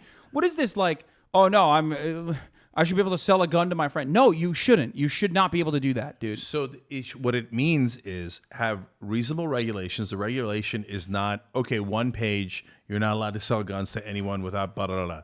So they do have exceptions in universal background checks. But if you're just talking about a rando friend, you can call anyone a friend. So yes, no, we would regulate that because every single black market guy would then say, oh, I sold it to a friend. We met a minute ago and we were soon became friends, and then I sold him the weapon. That's a giant loophole, and he knows it, and that's why he's doing horse crap. It's also again. wild because like you can't sell cigarettes to a friend. You know what I mean? You can't sell Lucy's. Yeah, by the way, you can't sell your car to a friend without regulation. Yeah. You have to transfer the paperwork. No, it's just, right, and you have to go through certain regulations. You can't just say, "Oh no, my friend gave it to me 12 years ago." No, the cop's like, "Where's your registration?" Wait, that's not your car, right? But with guns, the most dangerous thing there is, they're like, no regulation. Just pass them around and hand them out. Why? Because they get paid. They get paid. Look, basically every politician you see fighting against gun control on TV is a prostitute. There's nothing wrong with sex work. Yeah, no, He's wrong. I got you. But they don't sell their bodies, which there's nothing wrong with. They sell their souls. They're trafficking in bad ideas. They're don't make me say the worst words. Okay, you know what they are. Anyway, all right. Neighbor, let's say her husband is gone for the week and she wants to borrow my gun, that would make us both felons. That's the problem with universal background. Yeah, no, that's great. You should. You are a felon. You should actually go to jail in general because you've violated. You have. You should go to jail. You violated the vibe check. I think you should go to jail. Okay, straight up. No, you're fine. You can use it like over here. Yeah, that's okay. I'm just giving. Oh, all right. He's keeping it from the biggest league. But kiddo, watch outside then. Okay. Yeah, there's nothing wrong with being a sex worker. There's everything wrong with being a politician. Okay, straight up. Background check. Here. And the people who are least likely to adhere to a universal background check are the criminals who intend harm. So again, it's an outcome problem. I don't Okay, so really maybe have the not in outcome those. people think they would Right. have. I understand there's so many real world scenarios that are hard to police, so to speak. What about the gun show loophole? That's a very. Oh my God! Why is she conceding? Like, no. No, because their job is to make Republicans look reasonable. We're having a reasonable conversation. Dude, when you hear this in the immediate aftermath of like 19 babies being massacred, like how are you not going to get passionate enough to like slip up and say some shit that will get you definitely banned for at least 7 days on YouTube? That's my point. Like to bring it back to that same perspective that we were having a conversation around. It's like how. Like you have the libtard here, okay, also operating basically in line with the other libtard on the right, okay, the Republican libtard. And they're like, how does this not piss you off? How does it not frustrate you? How do you just see day in, day out, like ineptitude from the Democratic Party and just absolute parasitic, vulturous, monstrous behavior from the Republican Party, recognize that your vote doesn't fucking matter, and not get at least pissed off? I mean, you should be furious. You should be disgusted. This is disgusting. This is completely inappropriate. The mainstream media legitimizes Republicans all the time. He's at the State of the Union. They take an insane position they have, and then they debate it. They treat it as super legitimate, and they're like, oh, we're just having a conversation. Should we allow massacres every single day or not? Okay, or pass a tiny, tiny, tiny law that might prevent 1 out of 100 massacres. And that's a limited Overton window in which we operate because of mainstream media. The solutions aren't obvious, even if we pretend they are, but we must try. Let's start with the TAPS Act. Maybe also implement red flag laws or gun violence restraining orders. Stop them before they can hurt someone. That's what he said in 2019, and now he's saying this in 2022. Why? Because he got fucking cumstered. Okay, no, he's not here anymore. Yeah, no, and of course I didn't mean prostitutes earlier. I meant the politicians are whores. It's just that my kid was in the room. He is well, there's nothing, you're slut shaming now, and there's nothing wrong with being a whore as long as you're delivering joy to people instead of and they deliver a lot of joy to donors, to be fair to them, and gun owners, and they unless do it those for people money. are just like straight up evil, like the gun manufacturers and also other capitalist power centers that they are LARPing for, or they're advocating for. So, yeah, and look, Dan Crenshaw in 2019 said something that was 2% reasonable on red flag laws. And what happened? This is another thing that you'll never, ever hear in mainstream media. It's that the right-wing voters are vicious. Yeah. It's not just the politicians. So the right-wing voters were like, how dare you? That doesn't allow us to murder people enough. No, you must murder more. What's the cliche? Republicans are terrified of their base, but Democrats despise them. That's 100% correct. Yeah. Anyone Republicans can are tell you. terrified of their base. Democrats despise their base. Okay, that's it. And then, by the way, when we like despise them back 1% of how much they despise us, what does the media do? Oh, outrageous radical progressives, not satisfied with nothing. Oh my God, they're so radical and terrible. You should hate progressives. Okay, shut up. Yeah, it's despicable. Real situation that happens. Well, that's on a the same regular thing as the basis. universal. People buy a gun at a. So Well, no. Right. I mean, it's No, a there's nothing specific particular about a example. gun If you're at a show. gun show and you buy a gun, He can't even concede on the should gun there show be a loophole, background check dude. What a pussy. involved in that purchase? Well, there is. So there's nothing particular about gun shows that actually there's a loophole for. When people say the gun show loophole, they're talking about private transfers, sellers. which gets back to the universal background check debate. Yeah, there's he nothing doesn't want- specific but- in law which he's about also a gun show against. that allows people to do more So, things what's than they would up? otherwise be able to do. Dealers at gun shows make you go through a background check if you buy a gun. Congressman, let's get to a couple Do of they, other issues by the because way, there's so do they, many in reality? potential solutions, and I want to Yeah, hear sure. other ones that you No, they're just potentially private. Dude, agree they're just with. selling to a friend, One dog. is What do you mean? raise the minimum age to purchase a firearm to Mm-hmm. 21 years old. The shooter in Uvalde, he was only 18. The Buffalo shooter was 18. Sandy Hook shooter was 20 years old. Parkland was 9. I love this because they're basically saying like, yeah, you know, like we should just do college shootings. Like we should only allow shootings to happen in college rather than in high school and elementary school. You know, like 21-year-olds should be able to do it. But this is the most minor thing you could possibly do. Hey, let them buy a gun when they can buy a beer. Like, a beer is more dangerous in the state of Texas between the ages of 18 and 21 than an AR-15. It's obviously absurd. So let's see what he does. My guess, we don't know. My guess is he's going to blow gun manufacturers. I am curious as to whether the gun manufacturers, when they bribed him, also demanded that he lick a body part of theirs. I'm just curious. I'm asking questions. He's a bootlicker. Let's see, but I don't 19 years know. Let's old. see what he says. Should you be 21 to buy a gun? Well, I think the question we have to ask ourselves is, should 21 be the age that you're an adult?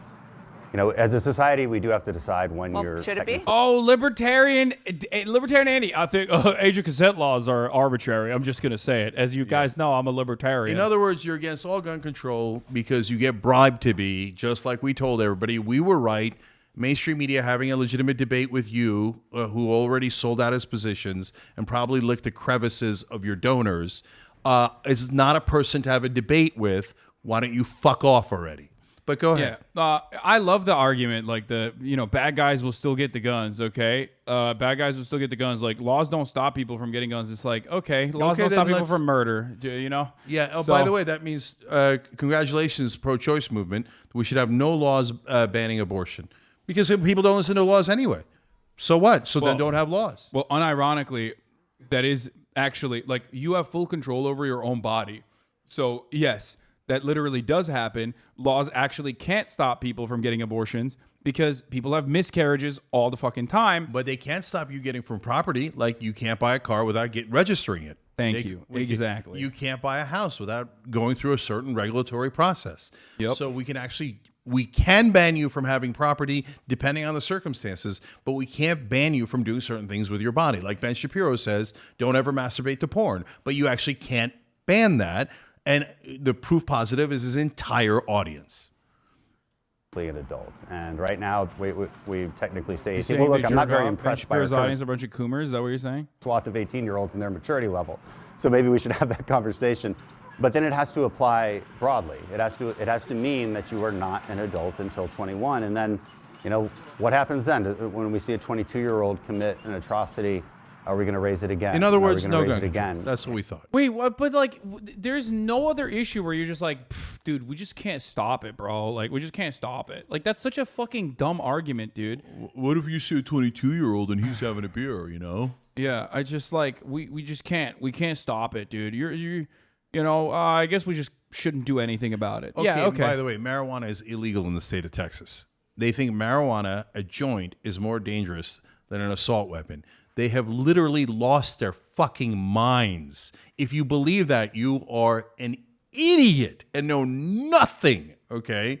So, but we take it as perfectly normal. Perfectly The question normal. you always have to ask whenever people do the slippery slope is that like, okay, do you advocate for abolishing the age for guns, like gun ownership? Is that what your advocacy revolves around? Do you believe that we should abolish the age for gun ownership then? Should a 12-year-old purchase a gun? Should a 14-year-old purchase a gun? That's their argument. I mean, what's up? Why 18? Actually, we shouldn't do that because he's going to say yes. But they would. But look at their pictures. Look at the Christmas picture we saw. And, show Lauren Boebert, like 4 or 5-year-olds with guns. Like, oh yeah. Next thing. Anyway, all right. At a certain point, we have to ask ourselves what our limiting principle is. as far as that Well, age I limit. mean, Because truthfully, the vast majority the of NIH these has horrible said that the shootings have been teenage caused brain by an older person. isn't finished developing until mid-20s. There's medical studies that show Yep, that the that's teenage true. brain just isn't fully developed. That's true. And does that mean that I think it's 26 actually. And so does that mean you're not an adult until 26? I mean, I think I was on my second deployment by then. So, these Yeah, I are was hard. using my guns to kill brown children, effectively and efficiently. I mean, at that point, like, bro, we know your brain didn't develop, okay? Whether you were 26 or on your first deployment. Yeah, newsflash, still hasn't happened. Yeah, exactly. I mean, I don't know if... I don't know. There might have been additional things that happened that maybe impacted his brain development, but Hard what questions. do I know? And we're grasping for an answer There are because hard this is questions. an atrocity that really hits our hard. Congressman, I mean, I think, I'm guessing there are a lot of people out there watching this, hearing you saying no to a lot of the solutions that people are talking about. So what I think people want to know is, what is the solution? What would you agree with? Because the way that the answers are coming out now, it's that nothing's going to change. And I don't think people here in this community and across the country want to hear that after their babies are being massacred by these guns. Well, I think what needs to change is the things that would have the most immediate and succinct effect and tangible effect on these things. And yeah, make schools a hard target, okay? Arm every teacher with a gun. Arm the babies with guns, kindergartens, okay? You have to make it as scary as possible. To what happened to his eye? I don't know what you're talking about, dude. I have no idea what happened to Dan's security eye. at a school. So it's not as if Republicans have never proposed anything. Again, I went through some earlier, the Fix NICS Act, the 21st Century Fix NICS Act, which was a new proposal. Nobody knows looking what that at means. the Stop Violence in Schools Act. That one actually put resources towards schools, towards school resource officers, increasing the penalties for straw Why buyers. not do both? I mean, Why these are they people mutually exclusive? Why can't you secure None of these schools things are and other? So the Fix NICS Act is the Republican gun they're claiming that they're the ones who actually want to take ownership of the gun control argument, and basically what they're doing is they want to fix the background check, okay, of the National Instant Criminal Background Check system. I guarantee you they want to deregulate it rather than regulate it. Requires federal agencies and states to produce national criminal implementation plans focused on uploading all information to the background check system showing that a person is prohibited from purchasing or possessing firearms under the current law, holds federal agencies accountable if they fail to upload relevant records. Not the not the manufacturers, or never the fucking salesman, and never the private salesman, but maybe we'll attack the government agencies. Reward states who comply with their NICS implementation plans through federal grant preferences, reauthorizes and improves important law enforcement programs to help state governments share relevant criminal record information with the NICS, creates a domestic abuse and violence prevention initiative. By the way, I agree with all of these. Mm-hmm. This is not a bad concept at all. Initiative to ensure that states have adequate resources and incentives to share all relevant information with the NICS, provides important technical assistance to federal agencies and states who are working to comply with NICS record sharing.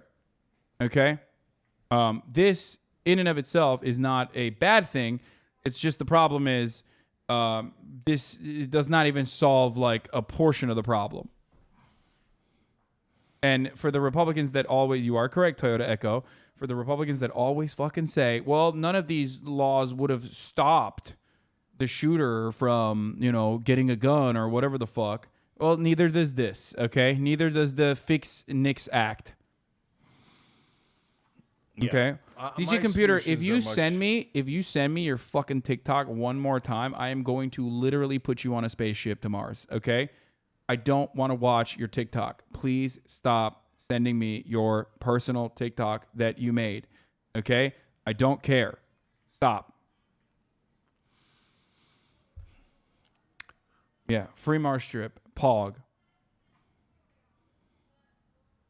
If we can't ban under 21-year-olds and people with significant detachment from reality mental health issues, and we can't do normal background checks, not ones riddled with loopholes, we're not. Those are bare minimum before you get to actual gun control. The bill amends the Brady Handgun Violence Prevention Act to require each federal agency, including federal court, to certify whether it has provided the National Instant Criminal Background Check System disqualifying records of persons prohibited from possessing a firearm. By the way, they talk about like domestic violence tracking, but like then you would have to disarm like half the fucking police if you stop domestic abusers from using a firearm, which I'm in support of. I do want to demilitarize the police.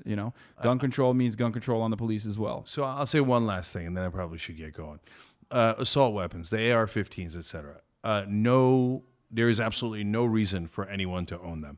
They are not for hunting. I know hunters. If you bring an AR-15 to go hunting, you're a clown of all clowns. You're an embarrassment to all hunters. Okay, so they're not for home protection either. They are actually really bad for home protection because you will blow through multiple walls and actually end up, hitting your fucking neighbor who's sleeping next door. Let alone your own kids in your house. Yeah, that it is too. like the worst thing for self-defense. We're going to spray and pray inside your own home, you jackasses. Okay, so no, the only reason to own an assault weapon is to murder people and to murder a lot of them quickly. But they are fun to shoot. Yeah, they're fun to shoot. You can have them at gun ranges, and you can't take them out of gun ranges. Otherwise, absolutely, they should be banned. All of them, easily, not close. And if you own one, you're unhinged, and you're a danger to everyone around you, including yourself. Yeah. AR-15 platform with a 5-round mag required for hunting is, stupid as fuck. Biden talking about caliber size. Biden's full quote on 22 versus 9mm ammo. Dude, this is my favorite thing, by the way. Whenever people talk about this, nothing riles up the gun weebs, like the gun sexuals, like talking about like the distinction. Yeah, the distinction between like certain things, like certain rounds, certain calibers, or calling a fucking magazine a clip. Yeah. Like they literally will have an aneurysm. Like they're like, I know more about this than you do, which means I should be able to have an artillery. Okay? Women know more about their bodies than you do, so why don't you shut the fuck up about that issue? Yeah, but according to your own logic. Yeah, I mean, look, it's if you know that much about guns, you probably shouldn't have them. Okay, that's my take. The more you know about guns, the more you want to shove a gun up your asshole. Okay, the less you should have a gun. Sorry, it's just I'm punishing you. Vibe check. No more guns for you. Okay. The 22 caliber bullet will lodge in the lungs and we can get it out. A 9mm bullet blows out the lung out of the body. The idea of a high caliber weapon. There is no rationale for it in terms of self-protection and hunting. Oh, brother, they're going to get so pissed. I can't wait for people to say that this is completely unacceptable. Well, the only thing that this is going to do is actually fucking, blow up the sales of the 9mm bullets, by the way. By the way, if you're a gun dude, just don't. I don't want to know. I don't care. I don't care the difference between a 9mm and 22mm. Oh no, but my millimeter is longer. Okay, I don't care. We're introducing legislation to implement a national freeze on handgun ownership. What this means is it is no longer possible to buy, sell, transfer, import handguns anywhere in Canada. Prime Minister Trudeau, 2 years after banning 1,500 models of assault-style weapons. Yeah. All right. And what happened? Oh my God, Canada is no longer free. They don't get to murder people anytime they want. Yeah, it's fucked up. It's like people are now literally thinking about moving. It's my God-given freedom. Also, look at this. Look at how adorable this is. Apparently, in the eyes of like these fucking freaks in America, these hog freak fucks, dude. Hey, what's your name? Maverick. That is awesome. How? Maverick. Oh my God, dude. You should literally. Some of these parents need to be neutered. Okay. Before they become parents. Hey, everybody, remember public service announcements. Spray and neuter all right wing. Oh, he said it. I can't believe he made a joke about us. He made a joke about us.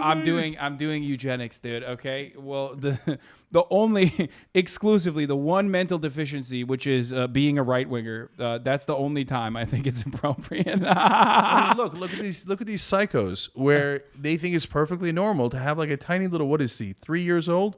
Oh, that's where the trigger is, Johnny. Now, remember, when you have a gun, when you see a gun like this that we're obviously going to leave in our house totally unguarded, because that's what 80% of us do, remember, this is where you pull to kill everyone, including your sisters and brothers. Someone say, imagine naming your child after a softcore hardcore gay porn.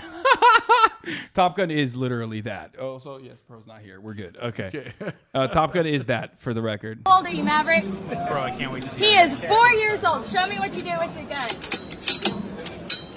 Do it again. Lunatics. Bro, this is so funny. Lunatics, man. No, it's awesome. Like, he's gonna kill his dad, and fuck it. Like, at that point, fuck it. You deserved it. Like, literally, when this kid murders you, okay, when you're the dad of this kid, and this kid fucking blows your freak fucking brain all over your fucking eat, pray, love Michael's ass background in your fucking ugly ass apartment that you could buy a much nicer one because you spent all your fucking money on the murder weapons.